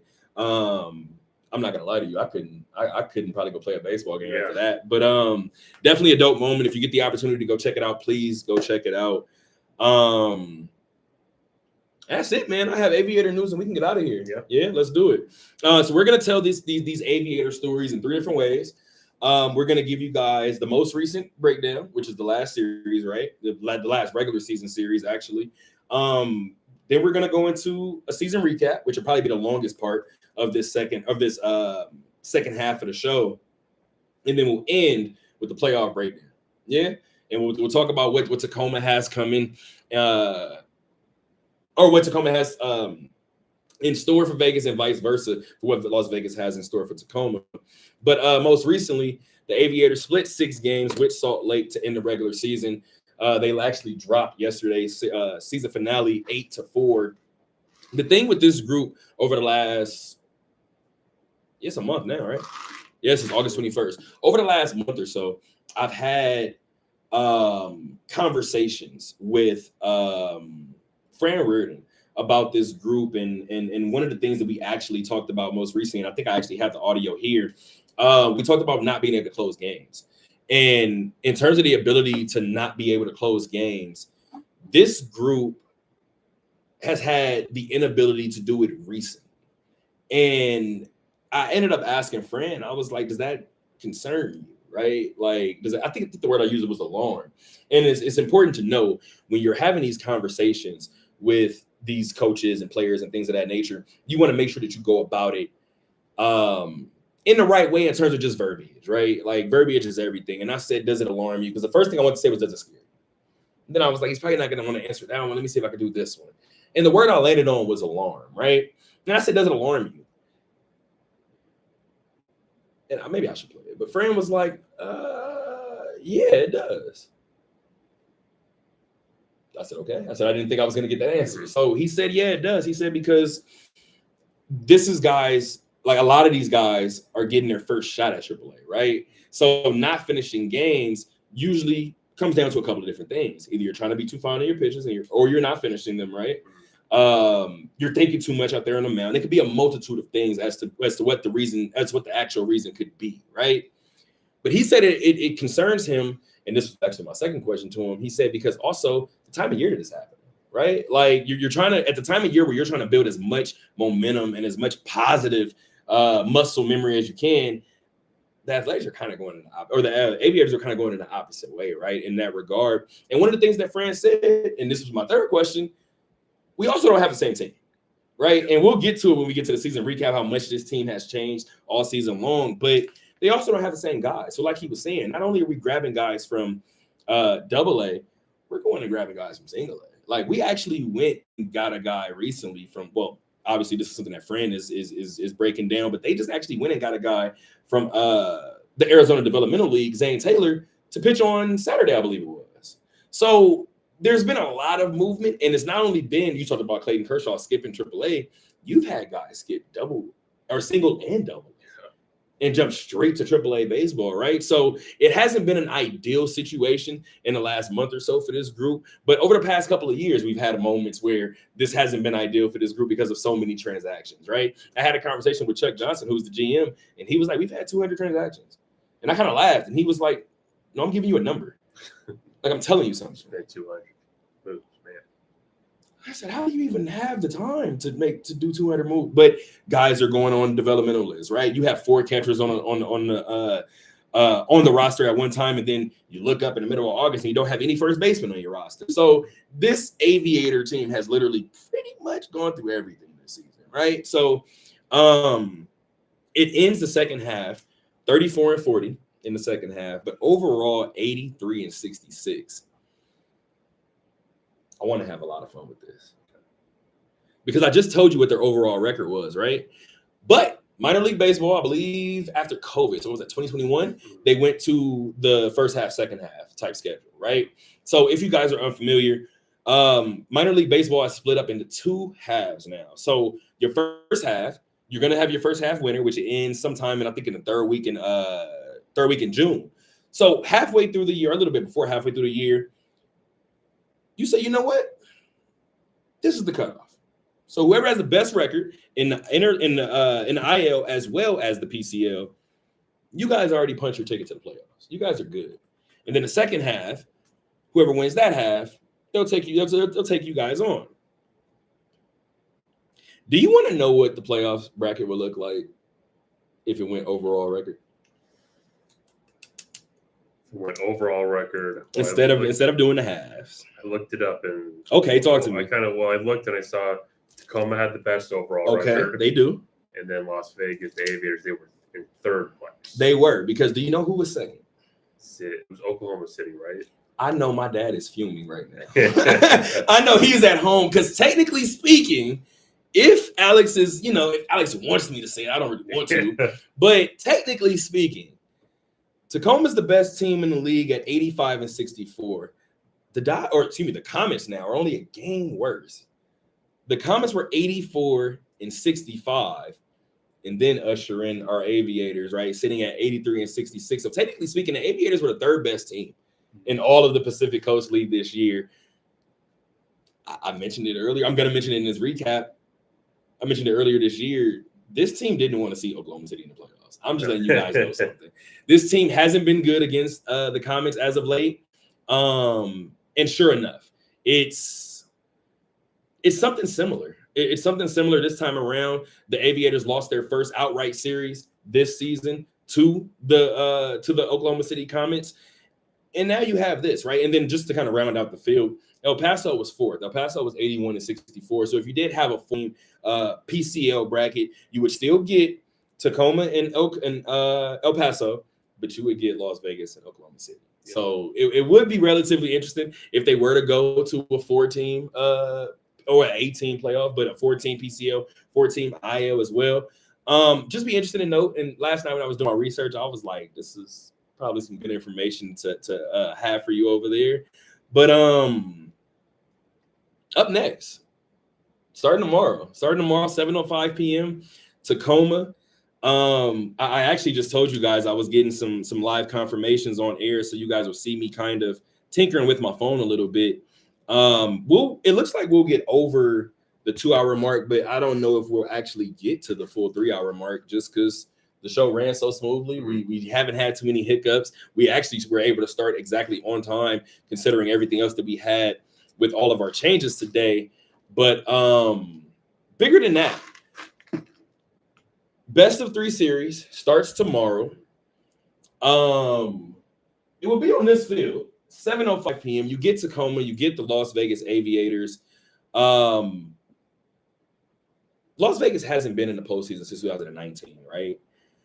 3-game series. You only get 1 championship game on Saturday. You don't get a championship series. You get a championship game on Saturday. That will be the AAA championship. But I told you guys a second ago that I was getting live confirmations, right? So I'm getting live confirmations, and I just got a live confirmation from Fran Reardon. And I wanted to know if the rotation was confirmed, and he just told me maybe less than an hour ago that it is. But as of now, the Aviators will be starting Cade Morris in game 1. They will go with the veteran Aaron Brooks in game 2. And if it comes down to a winner-take-all game 3, we talk about those new guys, right? It will be Junior Tur in game number 3. Now, keep in mind, if you've been following the Aviators and you've been following this season, you know a little bit about Junior Tur and what he did in terms of his most recent appearances here in Vegas, or here with Vegas. He goes out, I think 2 starts ago, he goes out and he pitches 5 scoreless innings, I believe, maybe 1 or 2 hits allowed, goes out there and he just absolutely dominates, right? So he goes out there and he dominates, and then you look at him yesterday, and he was on the pitch count. He had a 40 pitch limit. He goes out there and he's gone after the first 2 thirds of an inning, gets beat up, gives up a grand slam. It looks like it could be feast or famine, right? In terms of Junior Tur. Again, that would be game 3 if he ultimately does get there. But now I think we can get into the recap of the season, because the Aviators, again, have experienced pretty much a little bit of everything this season, and this doesn't feel any different, right? Because they opened the season 8-3. just for comparative sake, last year they were 2-9 through the first 11 games of the year. And Fran and I talk a lot about banking those early wins, right? I asked Fran in 2021, I believe, if he was a fan of this new playoff format. And he said, honestly, not really. He was like, but in order to do it, you got to bank your wins early, right? So you obviously want to win the first half. Whoever wins the first half does host the playoff series. But you have a moment where this group, again, baseball is the longest season, right? You have a moment where the group goes out there and one bad game can turn to 2 bad games. 2 bad games turn to 3 bad games. You look up and the avalanche has started, right? And we've seen that happen before, and we've seen it actually happen in previous years with this group. But they banked their early wins this year, and then less than a month into the season, Nick Kurtz gets called up, right? And that kind of changes everything. But I do have some AAA stats for you really quick from Nick Kurtz. He played 20 games here. 20 AAA games before moving on to the Athletics. He hit .321 for an average, 7 home runs, 24 RBIs, and 18 runs scored. And then he goes to the majors, and he has a batting average of .291. He has 33 home runs. We'll get to what that means in a minute. 81 RBIs, 116 hits, 83 runs scored in 111 games played in his rookie season, right? So keep in mind, too, in those, again, I just said he played 111 games in his rookie season. In those first 66 games, he had a .425 average with 23 home runs and 27 RBIs. Yeah, definitely.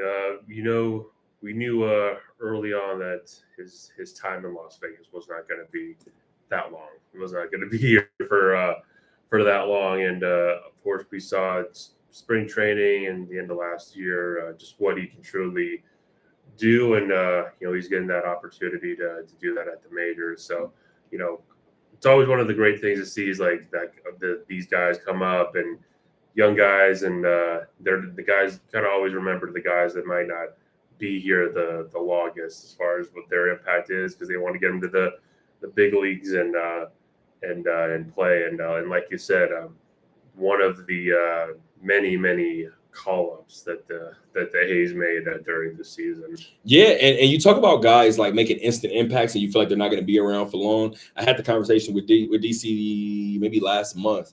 We remember when Mason Miller made his first appearance here, and we saw the first 3 pitches, and we were like, yeah, he'll be gone next week. Like, he will not be here very long. JP Steers was kind of the same way, right? JP Steers gets out there, lefty toss, a left-handed tosser. Actually got him from the Yankees, right? So there's a lot of optimism around that pick to begin with, and then you follow that up with Nick Kurtz and obviously Kobe Thomas, and there's a lot of other names that we can obviously add to it. But just a couple of notes about Nick Kurtz really quick. 4 home runs with 19 total bases in a 15-3 win at Houston. That game he went 6 for 6, obviously, right? He's the first Athletic rookie to hit 30 home runs, which he did on September 10th, earlier this month, a little less than 2 weeks ago now. That was a 5-4 win over Boston. He's the first Athletic rookie to hit 30 home runs since Mark McGwire did it in 1987.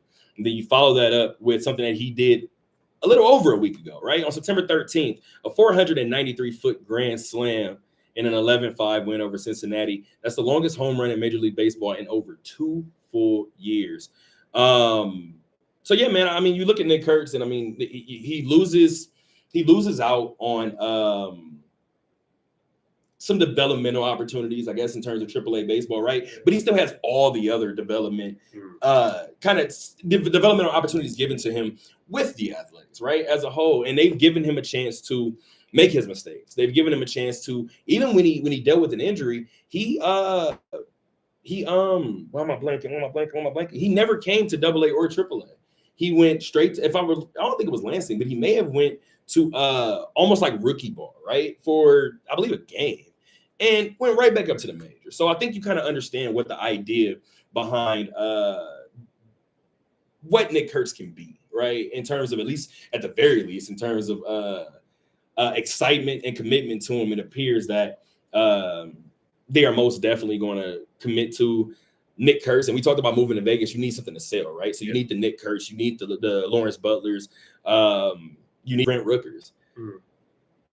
We'll get to some other names that won't be a part of that Las Vegas move, but they suffered 4 straight losses, and now we're back to the Aviators. The Aviators suffered 4 straight losses in late April, and then they followed that up with a 10-game win streak, right? That was the longest win streak of the season, to the point because the previous season, their longest win streak was only 6 games. So, excuse me, during that time, they beat El Paso 20-2 from Las Vegas Ballpark. That was on May 13th. And then here's where I think things changed for this group, right? Yes, you start to get some early success. Yes, you win 10 straight games, but everything for me really changed May 23rd. May 23rd, Seth Brown and JJ Bleday gets optioned down to Vegas, right? But Denzel Clark and Willie MacGyver get called up to the A's. It was in that moment that I knew already that Seth Brown was the longest tenured athlete. I believe me and Seth Brown started out here together in 2019 here with the Aviators. So part of me was thinking, with Seth being over 30 years old, part of me was thinking there's a window here, and it's slowly closing.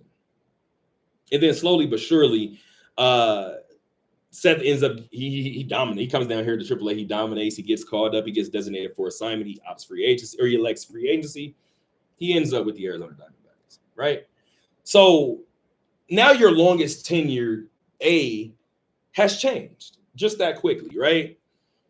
That's where I believe this franchise pushed their chips to the center. I believe they pushed their chips to the center and said, this is it. We've been building this farm system for 3 years. Let's see what comes of it, right? So that's what I noticed toward the end of May. And then that's when their first outright loss came. So their first outright loss came to Oklahoma City to end May, kind of to start June.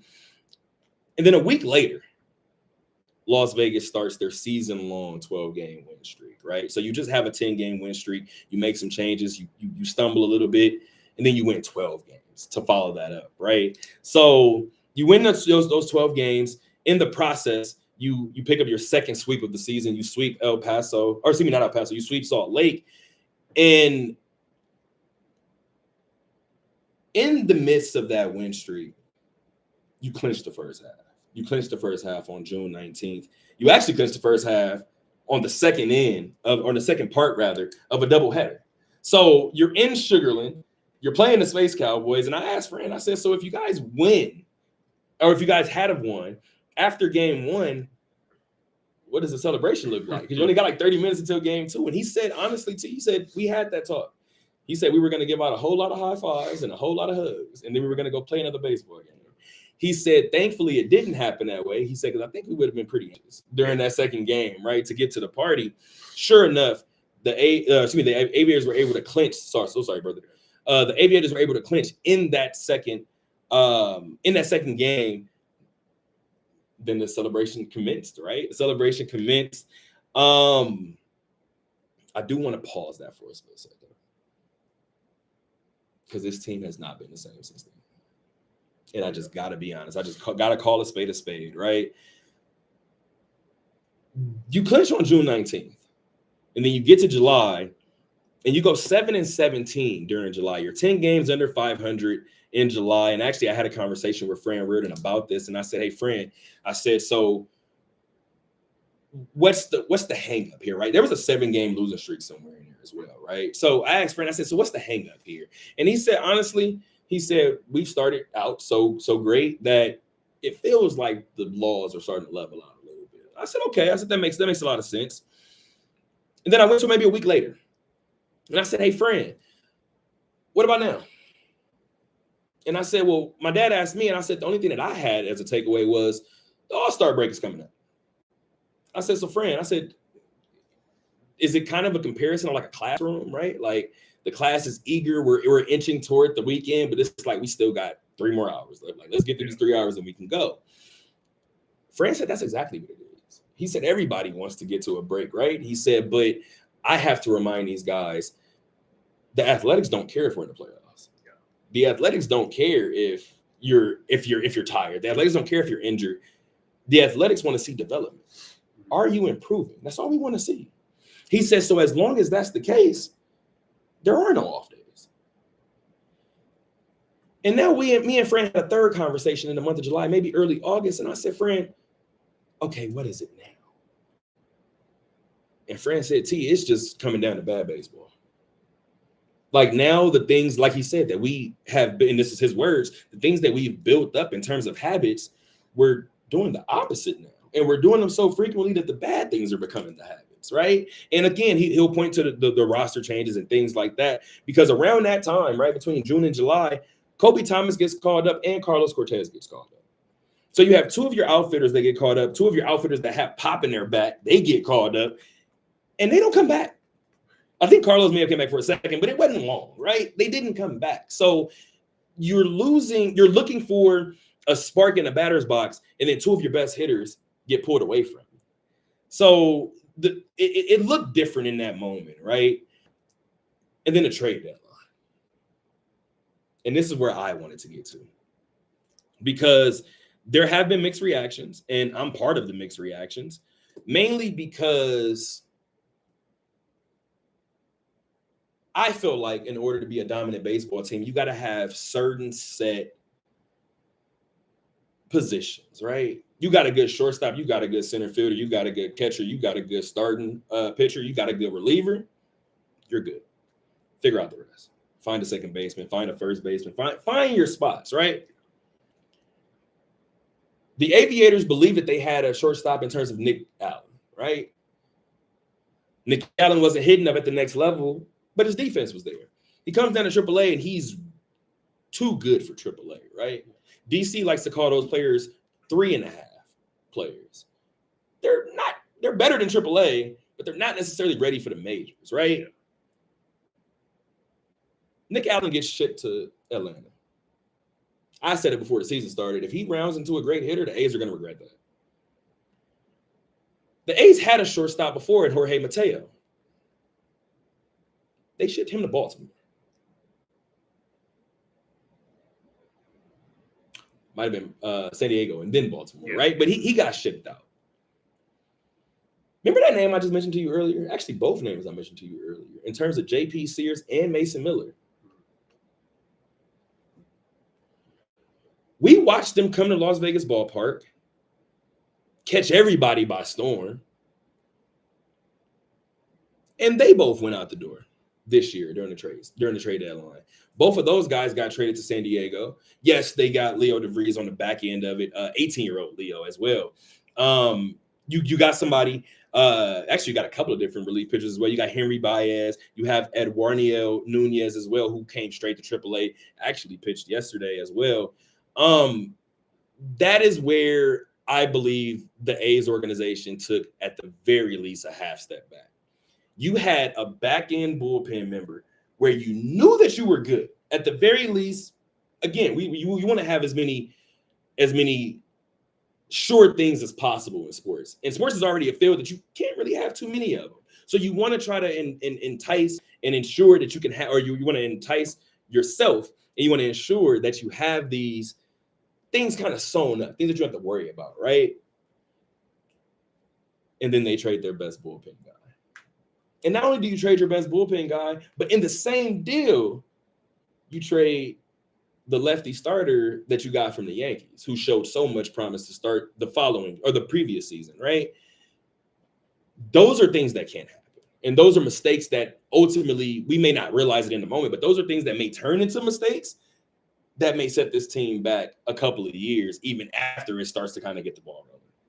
Right. I mean, we've seen the A's with all their roster moves and everything, and now they're pushing the chips with, like you said, pushing the chips with this group, and they're letting this group fully develop up and get their shot at the majors, as opposed to some other guys have not given them that opportunity, and trading them when you feel like their value is high, or you get a good deal out of them, but not necessarily getting the full value of a full year of a guy, or 2-3 years of a guy, and you make a playoff push or something, and all that, and not necessarily maximizing the value of the time that you have with somebody.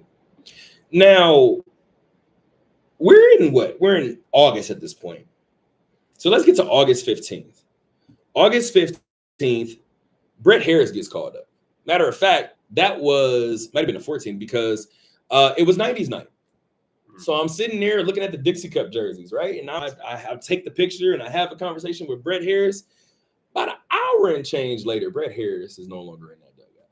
Brett Harris is giving everybody hugs, and I'm like, okay, what's going on? Let me start texting some people, right? He gets called up. Here's what I find out the week after Brett Harris gets called up. Fran Riordan and company don't have any first baseman on their roster. Brett Harris is a third baseman who had just began to play first base at this level. So because he was told he was going to play first base a little bit, he went out and got a first base glove. Gotta get used to it, right? When Brett Harris got called up, he was asked to leave his first base glove. If you guys are wondering why, because that was the only first base glove that was broken in. Any other first baseman that got called up took their glove with them. So like Fran said, the A's, obviously the organization, they have plenty of gloves. But in the middle of August, the last thing you want to do is put somebody A at a new position and then B, do it with a new glove, an unbroken in glove. He said, you're just asking for trouble at that point. He said, so do we have a couple of guys cycling through a first base glove? We do. I said, Fran, what do you want me to say? Like, it is what it is, right? Yeah. And again, Fran tells me all the time, this is what he asked for, right? This is the job that he wants. He likes trying to figure out the X's and O's that work, the ones that don't. He likes all of this. I told Fran at no point did I ever consider as a part of your job that you wouldn't have somebody to play the position. Fran said, neither did I. Oh my gosh. Couple other points for the rest of the season. Mason Barnett, I did a cool feature with him, right? I don't know if you saw the tweet, but I said Mason Barnett and I sat out right by the first base foul line, and we sat crisscross applesauce in the outfield talking pitching mechanics. Mm-hmm. I think I tweeted, I said sports are cool. Like that's literally what my day consisted of, right? And I had the conversation with Mason Barnett, and similar to my story with Dana Evans at Las Vegas Aces, he said, I'm fueled by my faith. Like, as long as I take care of what I need to take care of in my personal life, like my professional life will work out the way it needs to work out. I thought it was an amazing approach. I thought it was an amazing answer to the questions that I was asking. But one of the things that I asked him, and one of the things that he dealt with all season long, if you've been around this group since the start of the year, Mason Barnett was always kind of tabbed as the next guy, right? As that next guy. Whenever the A's call up their next big arm, it's going to be Mason Barnett. So I asked him about that pressure, right? And he said, you kind of want that pressure, right? Like you want to be the guy. So if they draft you at a certain point, and you see the guys before you who were drafted in similar spots get their chance, you want yours, right? Here's the thing. This franchise is dealing with a Ken Waldichuk, right? Who is somebody who was in their plans. I'm not saying he's not anymore, but he's coming off of Tommy John surgery. So when he comes down, or comes up rather, to AAA, and he's working through rehab, and he's working through rehab, and he's working through rehab, and obviously we know how difficult it is to come back from Tommy John surgery. Mason had to get moved to the bullpen. And Mason would pitch on Ken days, but he wouldn't start. Mm-hmm. And I asked him how much that kind of trickled into him and not wanting to lose track of where he was intending to go and things of that nature. And he said, I try to control what I can control, right? I thought it was perfect because he kind of took me into my next question, which was about the no decisions. He had a stretch, I think he had 6 straight no decisions. And this guy is pitching into the fourth, fifth, and sixth inning sometimes, right? And he said, no. He said, I don't really think about it. He said, because there are times that, I've left the game in line for a loss and the offense has picked me up. And he said, again, going back to things I can control, I want to be the guy that, that stays even keeled throughout everything. And he says that his next start is Cone Jester night, excuse me. So his next night on the mound, he leaves the game, and the Aviators win in walk-off fashion off the bat of Zach Geloff, right? So he has that moment. I think he pitches one more game on the road, and then he's in the majors after that, right? So literally everybody coming into this season who the Athletics and their fan base may have had an eye on, like maybe we'll see them this year. If you had anybody that fit that bill, you saw them this year. You saw them at one point or another for the Athletics. And the interesting thing is you still got a week left. So you might see him. Matter of fact, Scott McGuff got called up 2 days ago. Saturday, I believe it is. So I think I got the notification yesterday. So Fran's team is changing to the minute, right? So that's why I'm usually texting Fran like, what's up? What's the update, right? So as of right now, we do, as I just mentioned a second ago, we do know what the rotation is scheduled to look like. It's looking like Cade Morris, Aaron Brooks, and Junior Tur. And then just to round out the season recap, Las Vegas played an interleague series against Iowa, against the Iowa Cubs, and that was their first meeting since 2019. Vegas did drop that series 4-2, and then they went 9-9 in September as they tread water. A lot of new guys came up. Henry Bolte came up. Luke Mann came up. I keep hitting that. Right. Luke Mann came up. Junior Tur came up. Ryan Lasco came up as well. DC was talking about him and raving about him in the center field, that he can play really fast, really rangy. He has a strong arm. There's a lot to be happy with in terms of this Aviator group as it presently stands. It's just not a lot of cohesiveness, not a lot of time at this level. And you're welcoming in the best team in the PCO in the second half in Tacoma when you start this best of 3 series. But I want to give you guys a couple of little notes about it really quick, and then we can get out of here. As I said before, we'll go a little over 2 hours today. Got some other things kind of lined up for the rest of the week, but we appreciate you guys for being with us on this beautiful Monday. I'm Terrell. This is Alex. But let's see what else I can get to in a second. Make sure we're good for this interview too.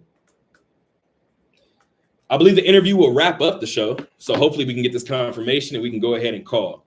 But in terms of your playoff breakdown, as I mentioned before, tomorrow night, 7:05 p.m. from that field right behind us, he'll be here. I'll be here. We will be watching the Las Vegas Aviators take on the Tacoma Rangers of the Seattle Mariners organization. This year they played 18 times, 3 series. A lot of people are flabbergasted when I tell them that the Aviators won 14 of those 18 meetings. So they've dominated. You've seen this team in moments this year. What's your gut feeling telling you heading into this playoff series? Well, definitely feeling like favorite towards Tacoma. Feel like they'll if you had to pick a winner of this series, you would pick them going into here. You mentioned the Aviators and just trying to work in new guys at new spots and new positions and just trying to get them just kind of acclimated and all that. And so definitely leaning towards Tacoma. It's going to be Cade Morris starting on tomorrow. It's going to be a lot on him to have a strong start, a strong outing, strong couple innings to just put this team in as best of a position as possible to win this first game. You win this first game, it's like probably a weight off your shoulder for sure going into Mars because of a 3-game series and how short it is. You mentioned closing out games and finishing things out. As you get this group and everything that's changing, gets more games. That maybe is this the point where they start figuring out how to close those games? Does it show up right now? Okay, we've had 2, 3, 4 weeks or whatever. Now we know what we need to do to finish out these games. So give the edge to Tacoma for this series, but this Las Vegas group, they're going to fight. They're going to battle. Fran's going to have them ready. In a way, maybe kind of feeling like maybe embracing that underdog by not having that strong second half of the year, maybe playing with a little house money, so to say. But it'll be interesting to see. I think we'll probably learn a lot these first couple innings. If the Aviators could pitch well, if they could generate some offense, and we can tell a lot of how this series is going to go. Yeah, no, and you actually just said it, right? Because Fran mentioned it before when I talked to him maybe 2 or 3 days ago. He said that's the difference with the playoffs, right? For anybody that hasn't watched postseason baseball, the leash is much shorter. So he said the moment you're not executing pitches, he said there is no warning. The warning is going into the game, you know that the leash is a lot shorter. So I think that's one element that people have to kind of add. And I think what I'm not gonna say shocked me, but what's interesting is going with the vet Aaron Brooks in game 2, right? Because I think what's interesting is, and I'll get to these numbers in a second in terms of offensive numbers. Aaron Brooks is a veteran, is 35, 36, something like that, right? But almost every game, Brooks goes 5-6 innings, right? And I feel like even worst case scenario, game 2, you feel like you're going to almost trot him out for 4 or 5 anyway, because you almost assume that the bats are going to be doing something in the batter's box, right? So if he does pitch 4 or 5 innings and he gives up 2 or 3 runs, you may have 4 or 5 up on the other end. So that's another interesting aspect just in terms of Aaron Brooks getting the second start as opposed to the first one, as opposed to the last one, right? I mentioned Vegas swept Salt Lake, right? And I said that was their second sweep of the season. That was because their first sweep was against Tacoma to end April and start May. And then they had 2 series where they won 4 of the 6 games against Tacoma in June. And then most recently, again, here in August. Keep in mind that latter one, that 4-2 series win in August was when I did the story with Fran about the lack of first basemen on the roster. So this group has been trying to figure it out before and actually successfully figured it out when Tacoma was in town. But just a couple of numbers to give you guys really quick. The Aviators were first in hits, batting average, and RBIs this year. They were second in home runs. Tacoma was top 5 in all of those except for home runs. They were 8th in home runs. The Aviators were 3rd in strikeouts. Tacoma was 8th. The Aviators were 5th in ERA. Tacoma was 4th. Vegas was 4th in the league in average against, and Tacoma was 6th in the league in average against. So tomorrow night is the start of the series. Game 1 from Las Vegas Ballpark. I'm going to see if I can get this phone call played so we can get this interview. I'm unsure if we have this person or not. Nick, by any chance, are you on the phone with us? Yeah, you're good. There it is, ladies and gentlemen, on the phone with us right now, Nick Martini, outfielder for your Las Vegas Aviators. Nick, I appreciate you for giving us a little bit of time today, brother.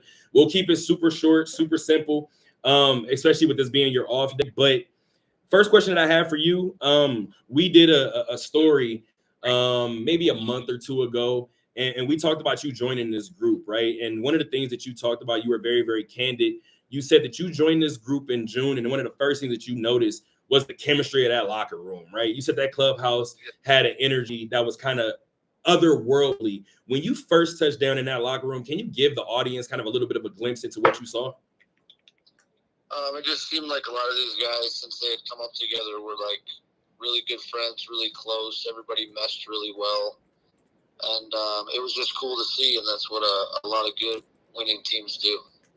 And again, you've been around baseball for a long time, right? You've seen baseball in different leagues and in different levels.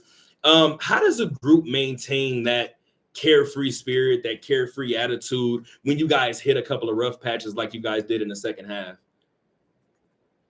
I think it's just, knowing what you can accomplish, whether you go through a rough patch yourself or as a team, just knowing that what you've done or accomplished in the past you can get back to, and you got to find that mental stability to just be able to get back to where you are as a person and as a team. And then I have 2 more, and I don't know if my co-host Alex has anything for you, but the chance to do something special in the playoffs, right? The chance to etch your name in history, etch your name in stone. I talked to Fran about it, and he says he picks his spots in terms of letting you guys know what you're all playing for. But how much is that a conversation amongst players, a conversation in that clubhouse amongst you guys, just in terms of we have something to go play for and we kind of control whether we go capture it or not? It's definitely a conversation. I mean, we talked about it Sunday, even after we lost on Sunday, that there's still work to be done, and that we could do something cool for the Vegas area. And I think we're all just going to bond together and give it everything we got here these last few days. And then this last one for me, and I'll get you out of here. Regular season, 14-4 against Tacoma. I talked to a friend about it on Saturday, and most everybody that we talk to in sports, we understand that the playoffs is a different beast, right? So how do you guys try to balance that act, right? Understanding that we know that we can beat this group. We've beaten this group in a couple of different iterations of ourselves, but understanding this Tacoma group is not going to be similar to any Tacoma group that we've seen all season long. Yeah, no, I think you got to, I mean, obviously, like you said, we know that we have beat them before, but I think you got to know it's going to be a different energy on their side too, knowing that these games mean a lot more. And I think we just gotta bring our best and go from there and really give it to them. Alex, you got anything for us? Yeah, Nick, I just wanted to ask one question here real quickly about just Fran Reardon. We hear so much about him. He's won a couple of Manager of the Year. Just what's it like, having Fran as a manager, and what maybe makes him stand out from other guys? I think it's that, he's really a player's coach. I think he understands a lot about what players are going through at certain times. He's willing to help you at any moment. Just a great person overall. Will always take time out of his day to help you in any way. And I would go to war for that guy 10 out of 10 times. Mr. Martini, I appreciate you as always. Ladies and gentlemen, Nick Martini, Las Vegas Aviators outfielder. I appreciate you guys. Thank you. Always, brother. We will be seeing Nick tomorrow as the Aviators start off this playoff series, this best-of-3 series against the Tacoma Rainiers. A lot of insight. I'm super happy that you were able to ask about Fran. Any final little teasers for what we have coming up this week? If not, I know my dad has a tip in, and we can get out of here, brother. No, I'm ready to go for tomorrow. Playoff baseball, two of the most exciting words in all of the sports. I can't wait, man. You guys talk about baseball is boring, or you got to be at the games. Playoff baseball, every pitch matters. Like, it's insane, man. Believe it. Coming from an Angel fan, yeah. Just trust me. But my dad's tip in, I got. I'll probably do three today. My dad, again, these are surprising sports facts. In 2019, pitcher Edwin Jackson, you remember Edwin Jackson? I do. Edwin Jackson. Pitcher Edwin Jackson became the first player in history to play for 14 different major league teams. That shocks me, because how many did Jamie Moyer play for? Played for a lot. Got to be like 11, right? Yeah, and Rich Hill, obviously, he's played for. Rich Hill, is he still pitching? Rich might still be. I know people are laughing, but I do think Rich Hill is really still pitching right now. Rich might be like 46. If Rich Hill came out there and pitched tomorrow, I'd be like, oh yeah, of course he's still doing that. You'll see me put hashtag King of the Hill. Just want you to know that. What else? In the original rules of basketball, dribbling wasn't allowed. Instead, you had to throw the ball to the other player to simply keep the game going. Thank God we changed that. This last one, I think, is very, very interesting, because I think my dad should have included how many he made. But the number is 5,317. 5,317. That is the total number of missed free throws by one Shaquille O'Neal. So if Shaq had 5,300 more points, where does he sit at? Like, how many career points does Shaq have? Shaq. Shaq never hit 30,000, I don't think, right? 28,596. So Shaq would have had 33,000 points if he would have just made his free throws. Yeah. I got to get out of here. No comment. Until next time, guys. Keep on talking.